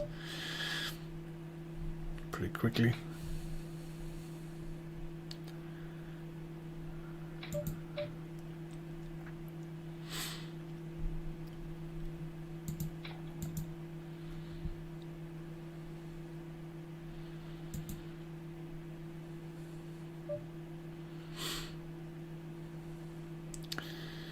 So 42, I mean, first of all, I probably want to have a small sizing or not. Let's say for 42 I'm gonna bet this. I think, if I remember correctly. I mean, usually I'm doing something else now in my normal games. Yeah, I'm checking much more, to be honest. Not necessarily range, but um, 94. Let's check.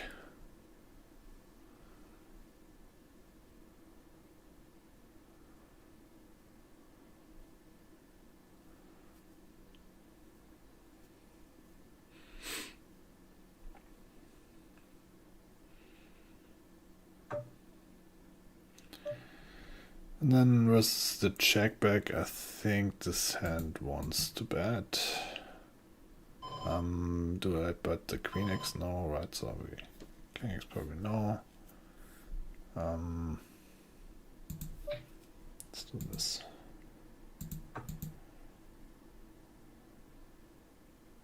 Could be checking out as well, because I think this hand, first of all, I don't think we have necessarily a small sizing. Maybe the King X can bet small, but I think this hand doesn't want to bet necessarily small.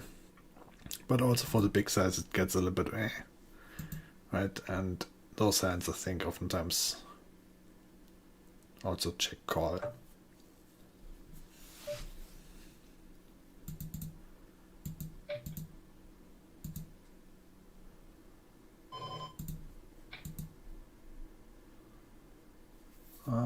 This is just.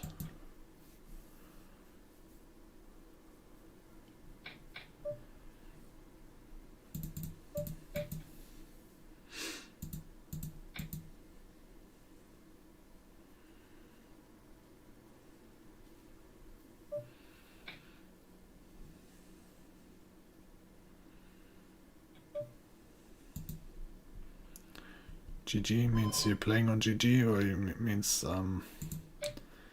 we just played a hand and you stacked me or something.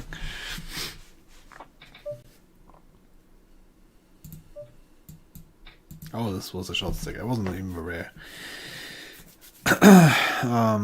Regardless. Another great stack we lose.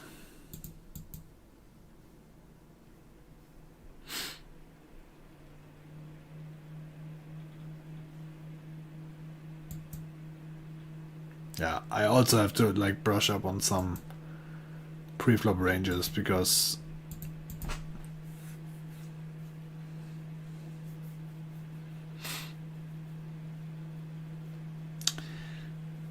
let's put it like that, like some forward ranges sometimes get very tight quickly.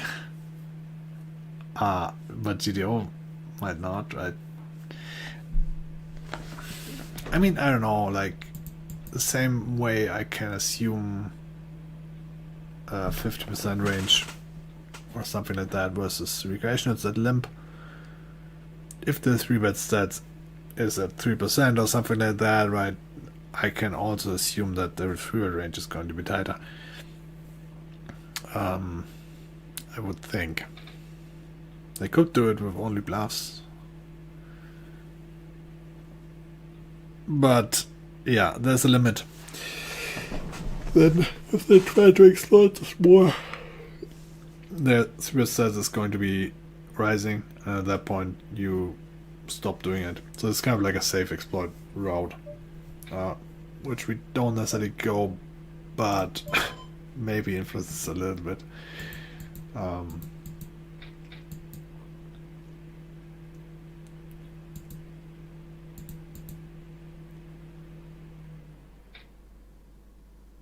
But yeah, the challenge is really to play with GTO. So I'm just saying, like, I probably need to be brushing up on some min 6-bet frequencies or something like that. It's actually kind of interesting. I had that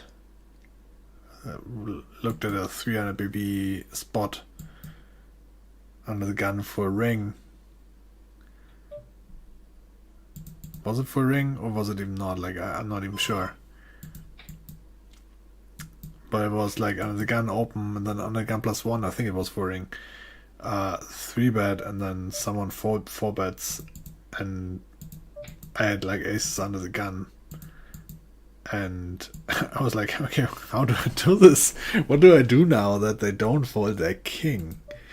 And really, it's like, I mean, if you shove, they both fold everything but aces, I think, something like that. And if you like, you obviously are supposed to be 5-betting small. It was not even 300 B deeps. I think it was. I think this one was just a normal spot. Maybe a little bit deeper or whatever. It was just the setup was so tight. And yeah, I mean, it still with this is so basically, I think I was like just flat out folding kings 50% of the time already in this spot. Anyway, and then some other 300 big blind spot that was like cutoff versus big blind or something. I think also played pretty interesting because you would 4-bet quite large, and then the 5-bet out of position was also like 3x or something like that, and then was this 6-bet already shoving? Yeah, I think so. It was not that tight as you would assume. Like the 4-bet in the first place, 300 BB deeps, was pretty tight, right? The kings were calling quite a bit. So it was like aces already, but the other parts that are not aces, they were like not exactly knitting around. So GTO would definitely like put all sorts of things all in for 300 BBs deep, and then aces, right?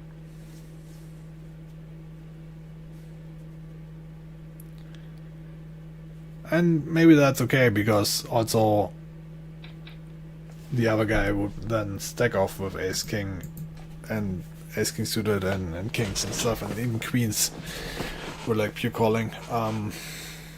And I'm not sure, like, if I'm shoving for 300 big blinds, I think he might actually 5-bet big there to then fold to a 300 BB all in.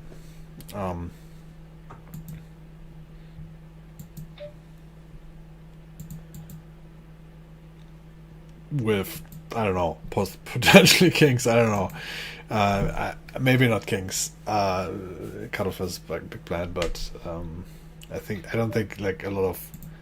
I would see a lot of ace king and queens call there. But GTO would. So.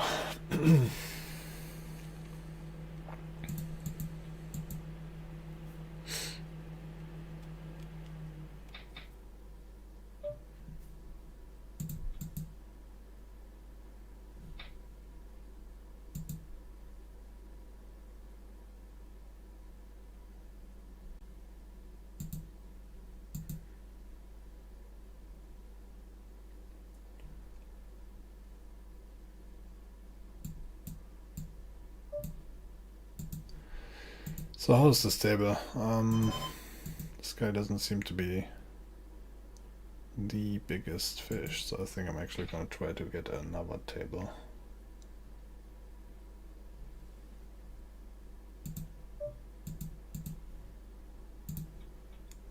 Those tables are kind of the worst, where all the racks will stay because there is a recreational, but then the recreational is not really bad. So that's where you lose.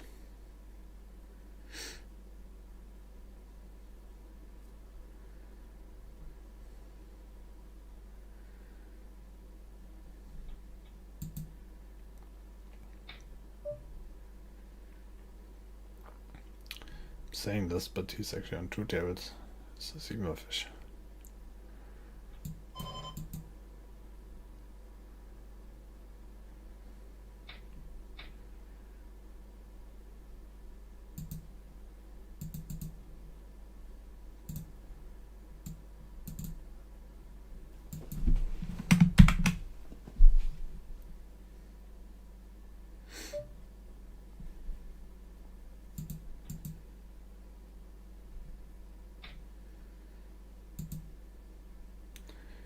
Yeah, so given that I'm not playing super perfect GTO or something, but simplified and whatever.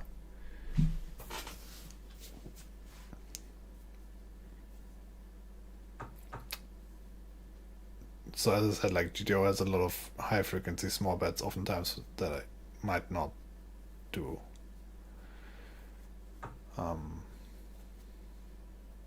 Because even training this in GTO Trainer, I would just choose usually a different sizing, and then that's also going to be fine and whatnot. So I'm just not very well trained in this. Maybe I can try to integrate this more. But I might suck at this. Yeah, and without that, really, then obviously that changes quite a bit on how your red line looks. An example. That said, the main part of what changes the red line is how my opponents would respond to this. I don't know. I think the small bets are quite inducing and tilting to a lot of people. Maybe it's good to have them in. I just like. I think it's hard to play.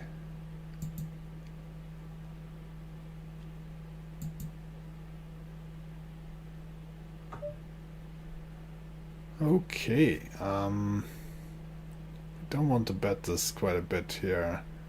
This hand, on the other hand. 33. Let's try to check raise. We do have Queen Jack.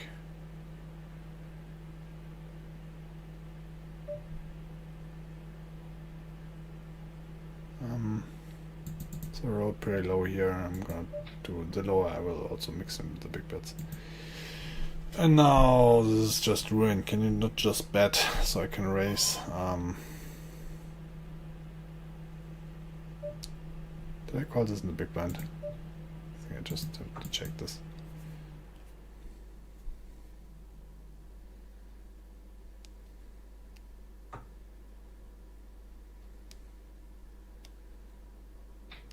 Maybe bet some frequency, huh?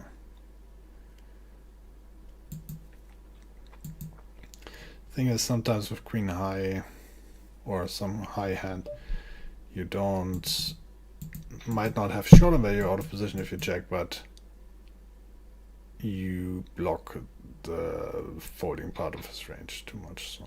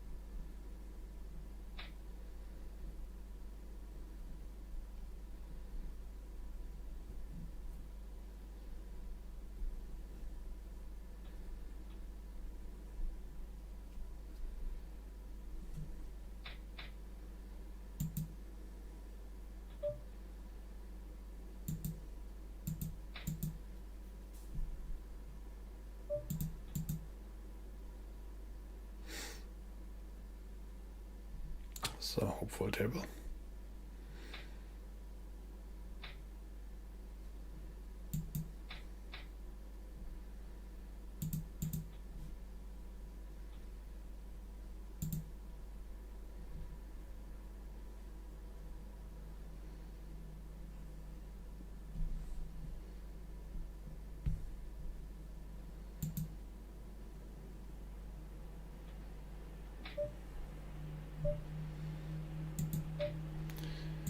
So the main difference is usually I would raise limpers quite a bit and not complete so much, especially with stronger hands.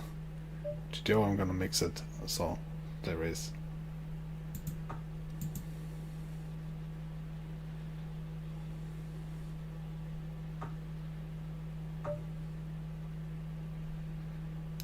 $26, this is probably a betting hand.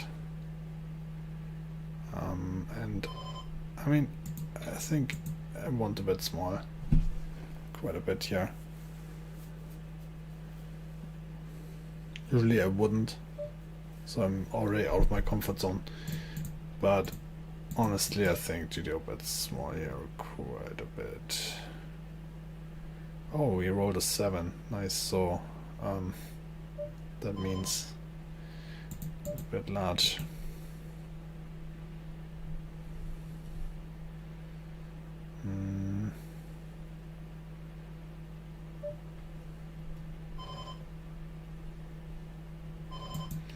I don't know, before I time out I'm just gonna bet something. I thought like if I have the blocker to go even bigger, something like all in, or if even all in is a thing, or like I should be betting smaller because then there's some portion of the range that would raise over this, so it doesn't make sense to go all in. In reality I think as quick as he jacked, there might be portion of hands that want to go in, but in GTO probably not. Especially like also GTO raises hands that people wouldn't. They would just like revert to only re-raising the nuts if you like 2x pot or something like that. But the experiment is to play GTO, right? So whatever. But I don't even know what GTO here is or what my hands wants to do, and I don't have the time because I was timing out already, right? So I could also like consider betting smaller, but I rolled pretty low, so I want to bet big. But then the question is, what hands to bet what? And I was timing out, so I just bet something that I could do with. The thing is, like, I don't have many plain 8s that I bet, right? I either have like 2 pair at the turn, or like I have 1 pair, but then like those check a lot. And really, I don't think I want to be betting a lot, but I had a really nice hand to bet, and I rolled like a really low frequency, so I had to bet something. The question then is what?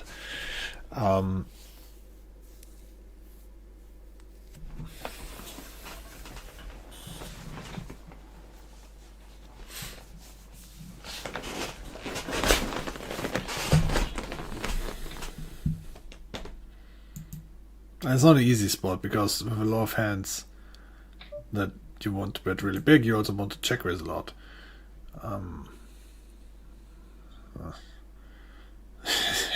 Try figuring out what the GTO solution here is. I have no clue what let's call.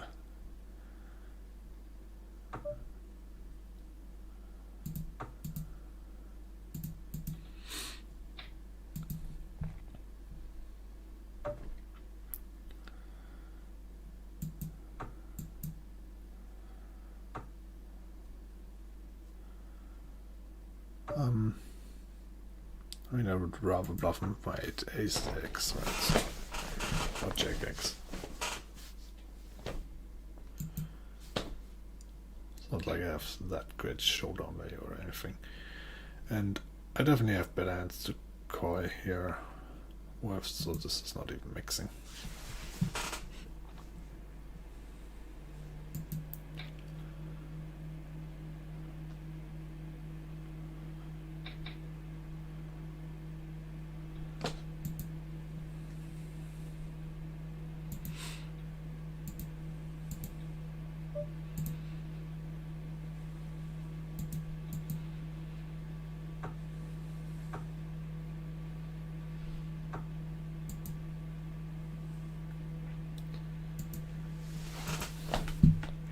Yeah, so part of the adjustments to fish ranges would be that I assume they have a fish range pre-flop, what they do, but then my reaction to it doesn't like imply that I have post-flop edge or something, right?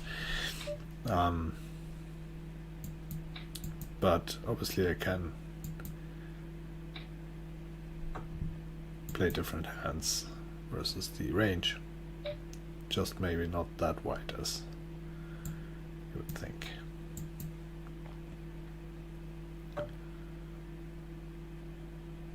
For 93 we check. Seen the check twice, I rolled a 90. Flush draws, so big pot bet. 300. I don't have the flush blocker for 90. I think I check. I don't know. I think I don't know if this is pure betting. After you pot the flop into 3 people, and then also the flush came in.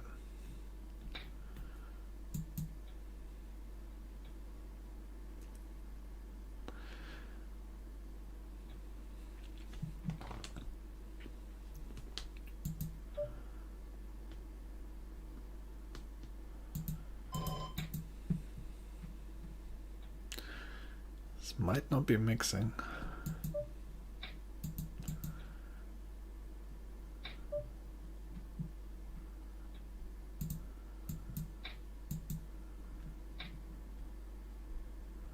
This mixes probably some bluffs with the 763.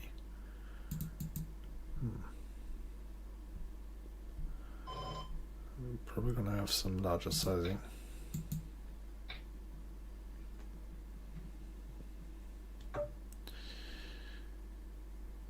And 29. I think we want to bluff, but we don't.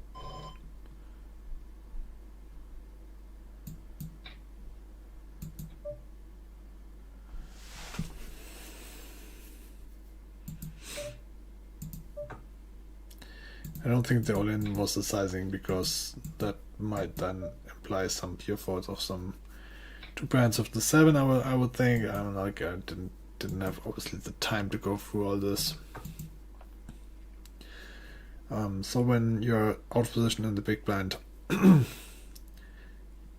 it's not too bad to check flop and turn always. What I'm saying is, like, there's a low betting frequency you're gonna have.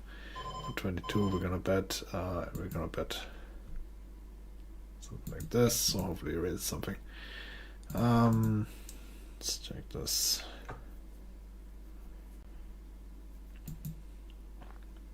It's very little time to think this all through, to be honest. Wasn't really aware about this.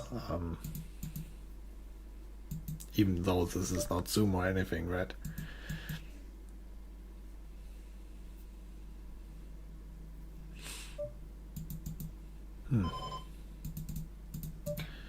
Checks, I don't know.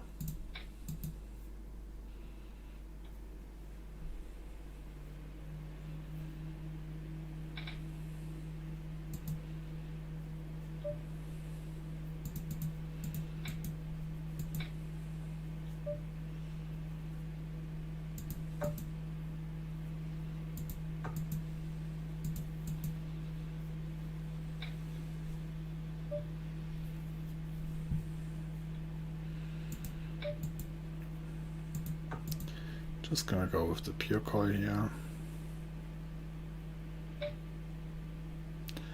This with the gadget, second pair, half pot, I think it's just pure calling. And here we could think about the donk bet.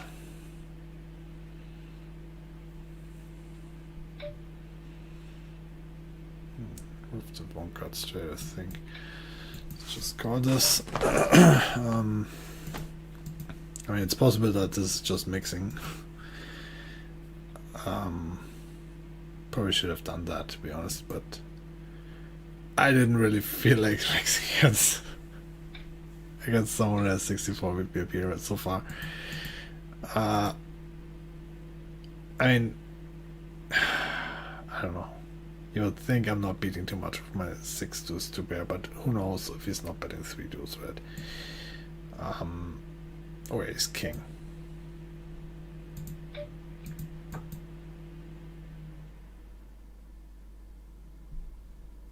Plus we do block the sets and 2 pairs, so that's also good.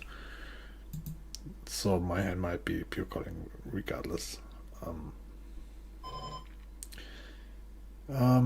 So we don't bet this card a lot. I rolled low. I don't know.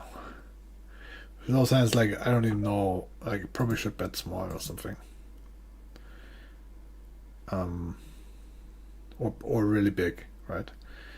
And then,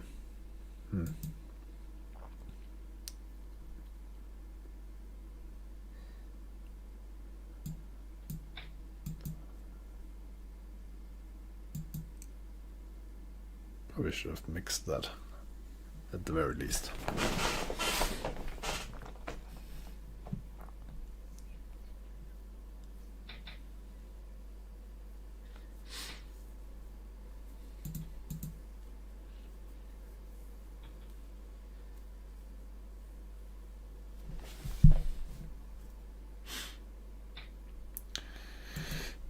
So I'm probably gonna keep streaming until my daughter gets up. So I will take her to the kindergarten today.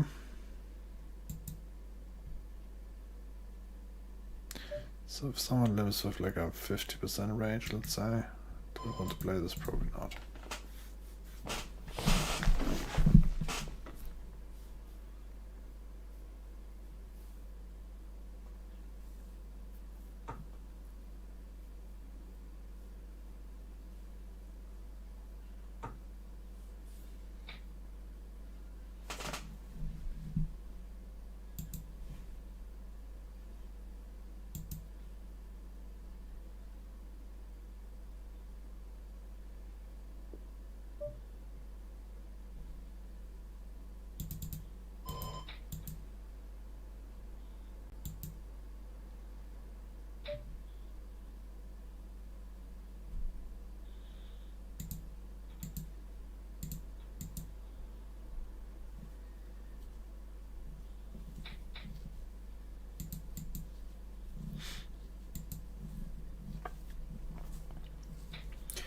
I'm not necessarily going to tell you every single frequency, by the way, just for the reason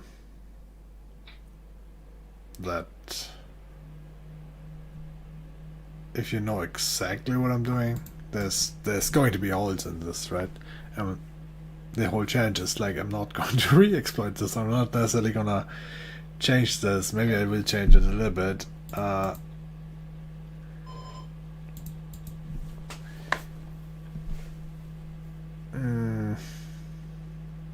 But yeah, some secrecy in terms of frequencies is going to be, I think, required.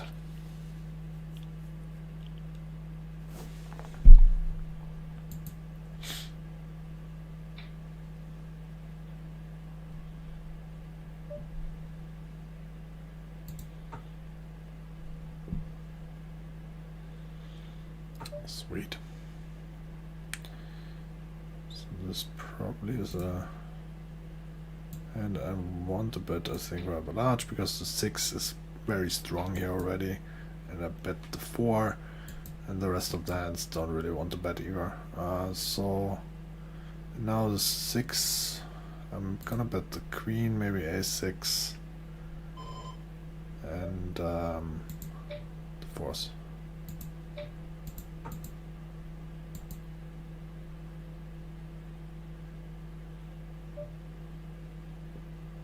That could probably randomize, but there's less randomization at the turn than you would think, and the chances are probably higher that you are making some mistake with a single hand that should be betting pure and you're applying some mix to it than betting it pure in the first place. But gonna bet 1 here.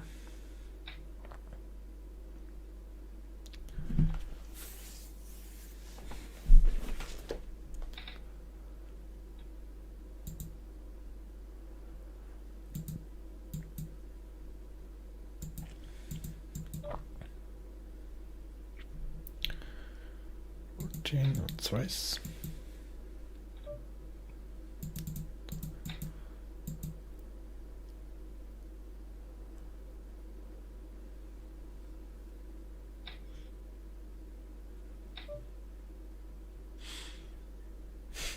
Yeah. What's the GTO play here? For one, I think we can actually like iso raise this.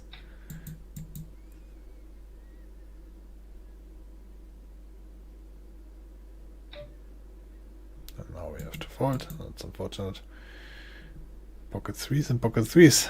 Ha.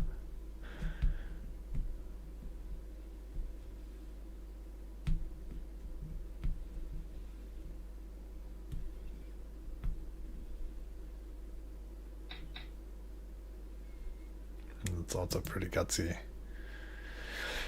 All in there.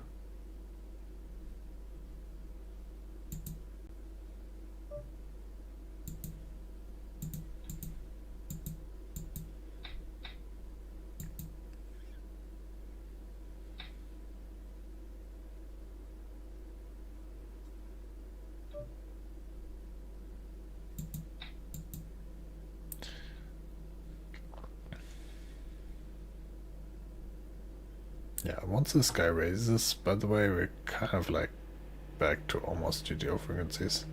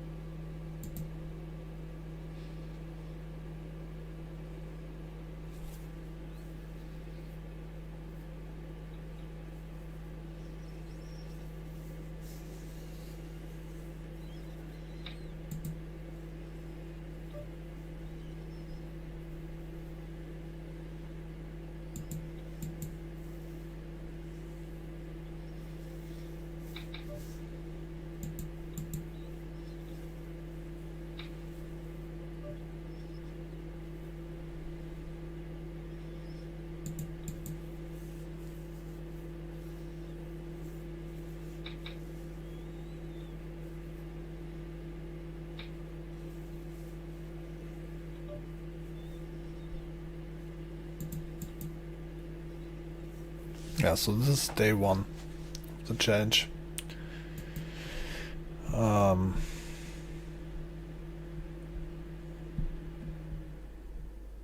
there's no overall graph. This is the overall graph. So far, not going great. But I also just lost a couple of preflop buttons.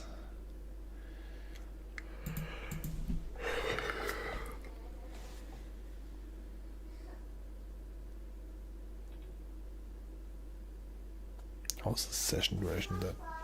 2 minutes 35. Ist noch zu früh. Schlaf noch ein bisschen.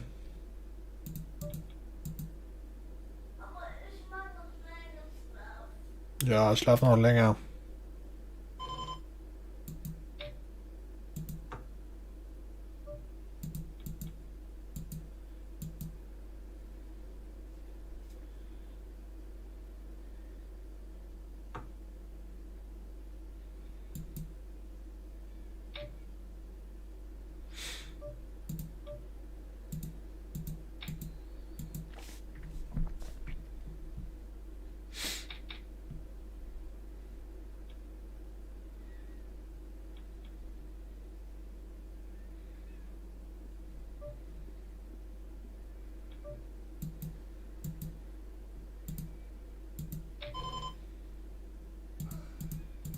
This is, by the way, not necessarily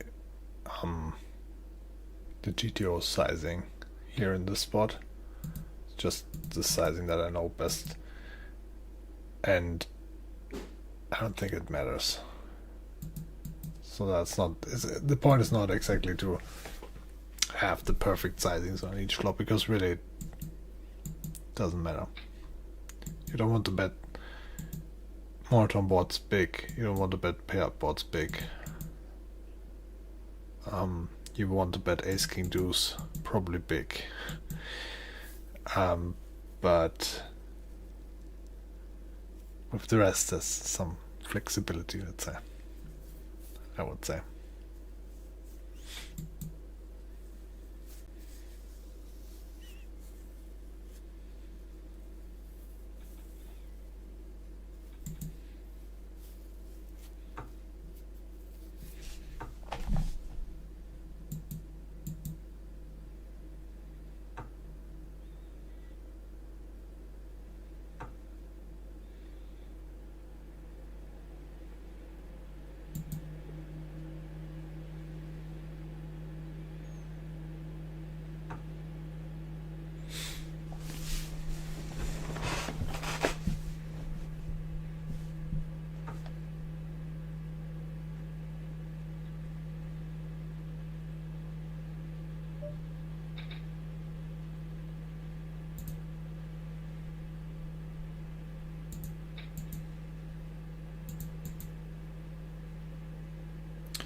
For the sake of GTO, I should probably size down all my 3-bet position.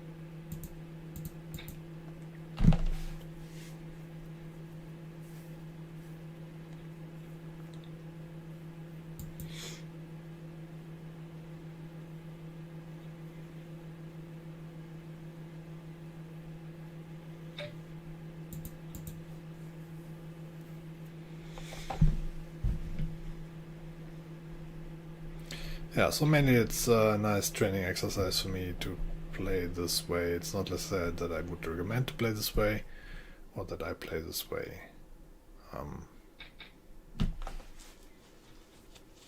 But it's nice to be training. It's not very bad either.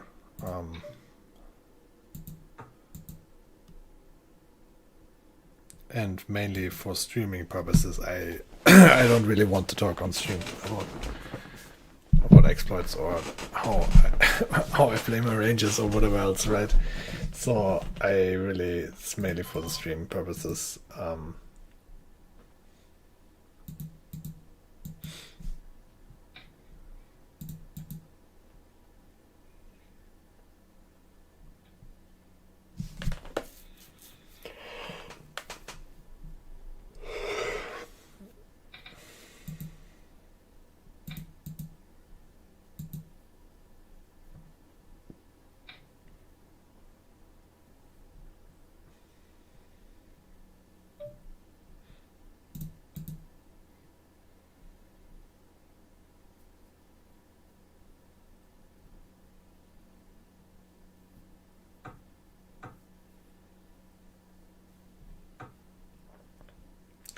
So I like the table on the right now. Not so happy with the table on the left, but we're gonna play this now till I have to go.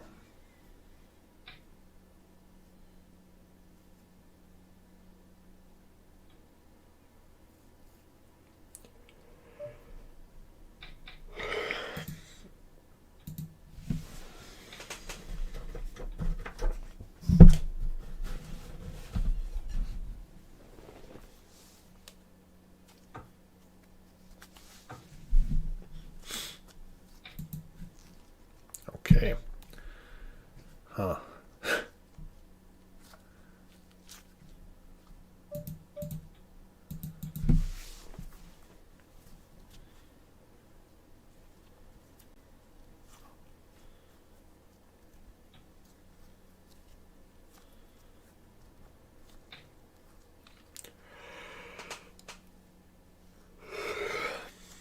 Yeah, so maybe he's doing the right thing with raising that to 5. What would GTO do? Like, if you don't assume that he's going to be calling to wide versus this, right? But you also don't assume he's going to be playing terrible out of position once he calls. It's probably going to be a smaller sizing regardless, because against a big sizing.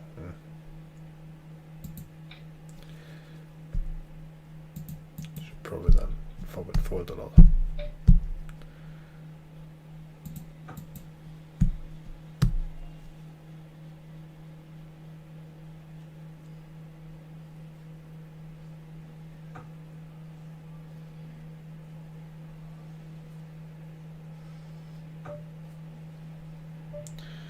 So 98, we're gonna check. It's not. This hand could potentially probably bet small or something. It's the 5 bet. I don't think he should be betting a 5 or pocket 6s here this big. This means we are bluff catching. Pocket 7 is not necessarily great for bluff catching. And we together 3-handed probably have a lot of good hands to defend here. Hopefully after you check twice.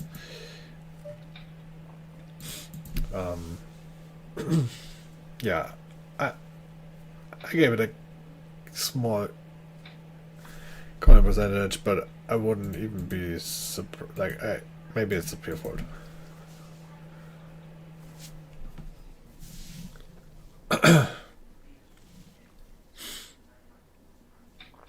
It probably is a pure fold, to be honest. Depending on what our ranges is in the 2 players and how this plays in 2 players, I'm not sure. It's possible that we don't have enough. I mean, you can do the math on that. It was not necessarily that there was high hit pairs out there.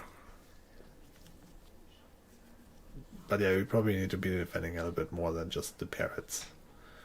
But then we also have all pairs trips, I don't know. What else? Yeah, I probably need some small call percentage. Especially, I would probably at the end of the 3 players be defending a little bit more than the other guy in the middle.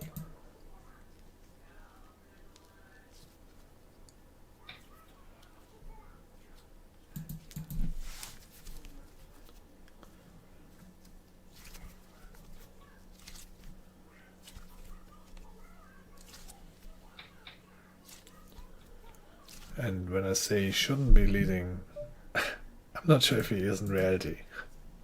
He might very well bet the 5 there, so that makes me want to call more. But that's not... It's partly not part of this, but on the other hand, I have to realize that even if I assume that people try to play GTO, right, which is not necessarily the case, but or are not really bad, they're not perfect. So, like, they're going to make mistakes, so it's not impossible that he has the 5 here. I think I can assume this much. I think that would be fair.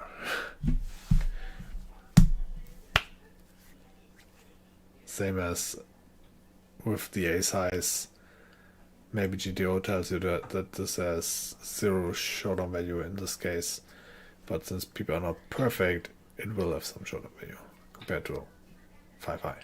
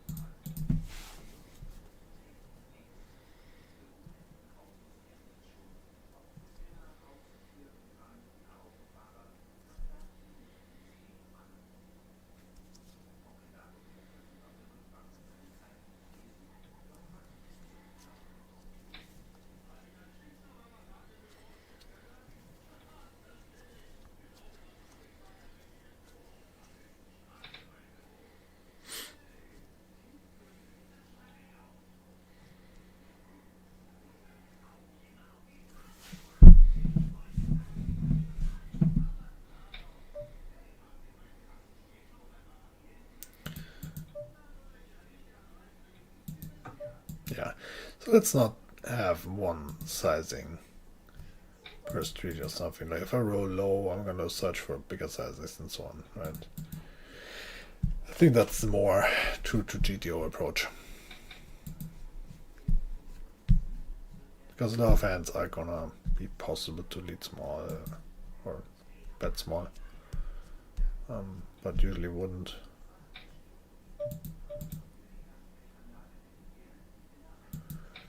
Two, let's complete here.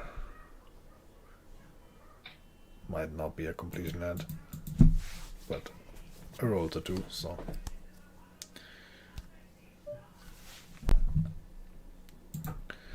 Pocket 5s for 80, like everything, I think. Pocket 8 might be pure, but it's close to 0V or something. Pocket 7, I think, are mixing under the gun, so. Pocket 5s definitely not always in there.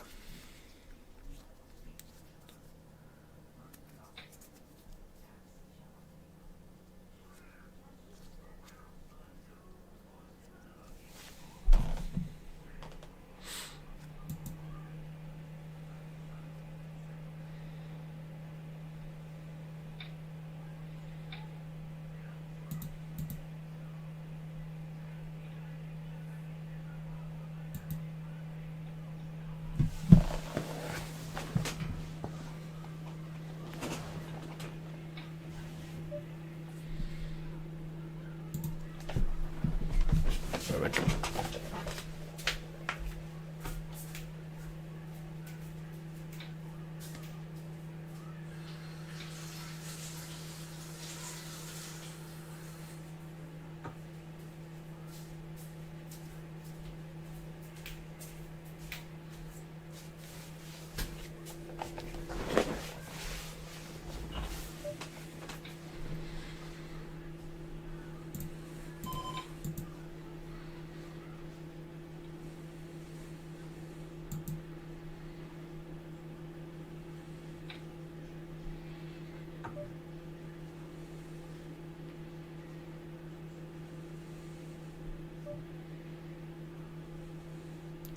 So he's gonna have ace 10 off and ace 7 off a lot. That's a small 52, let's call. Do we lead this? 13.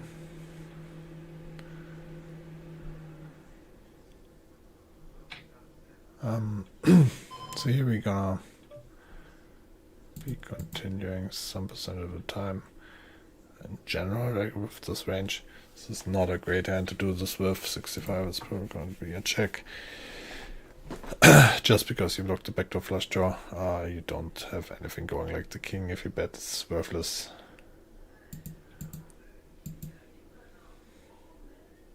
Maybe it's bet some small percentage or something, but could also be pure checking. Probably bet some small percentage.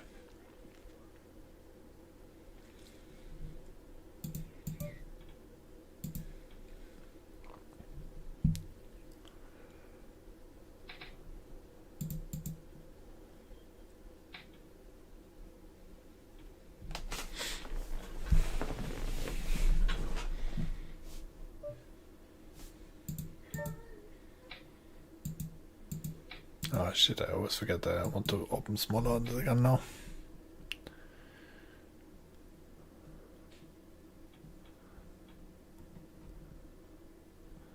This 4-bet sometimes. Not this time, but we're also not folding.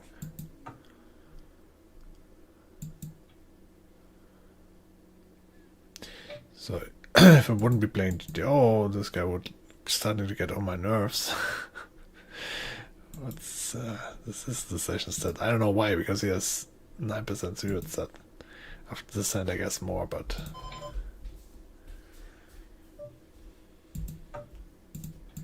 Du hast Lampe angesagt diesmal. ja, weil ich gerade streame. Kannst du noch kurz ein bisschen draußen bleiben? Ich spiele noch gerade die Hand fertig, dann komme ich, okay? Oder bleib noch ein bisschen, ich nehme gerade auf, okay? So he checks back. I think if we bet 57, we're not gonna. Well, I think this hand wants to bet. So, bet it like this.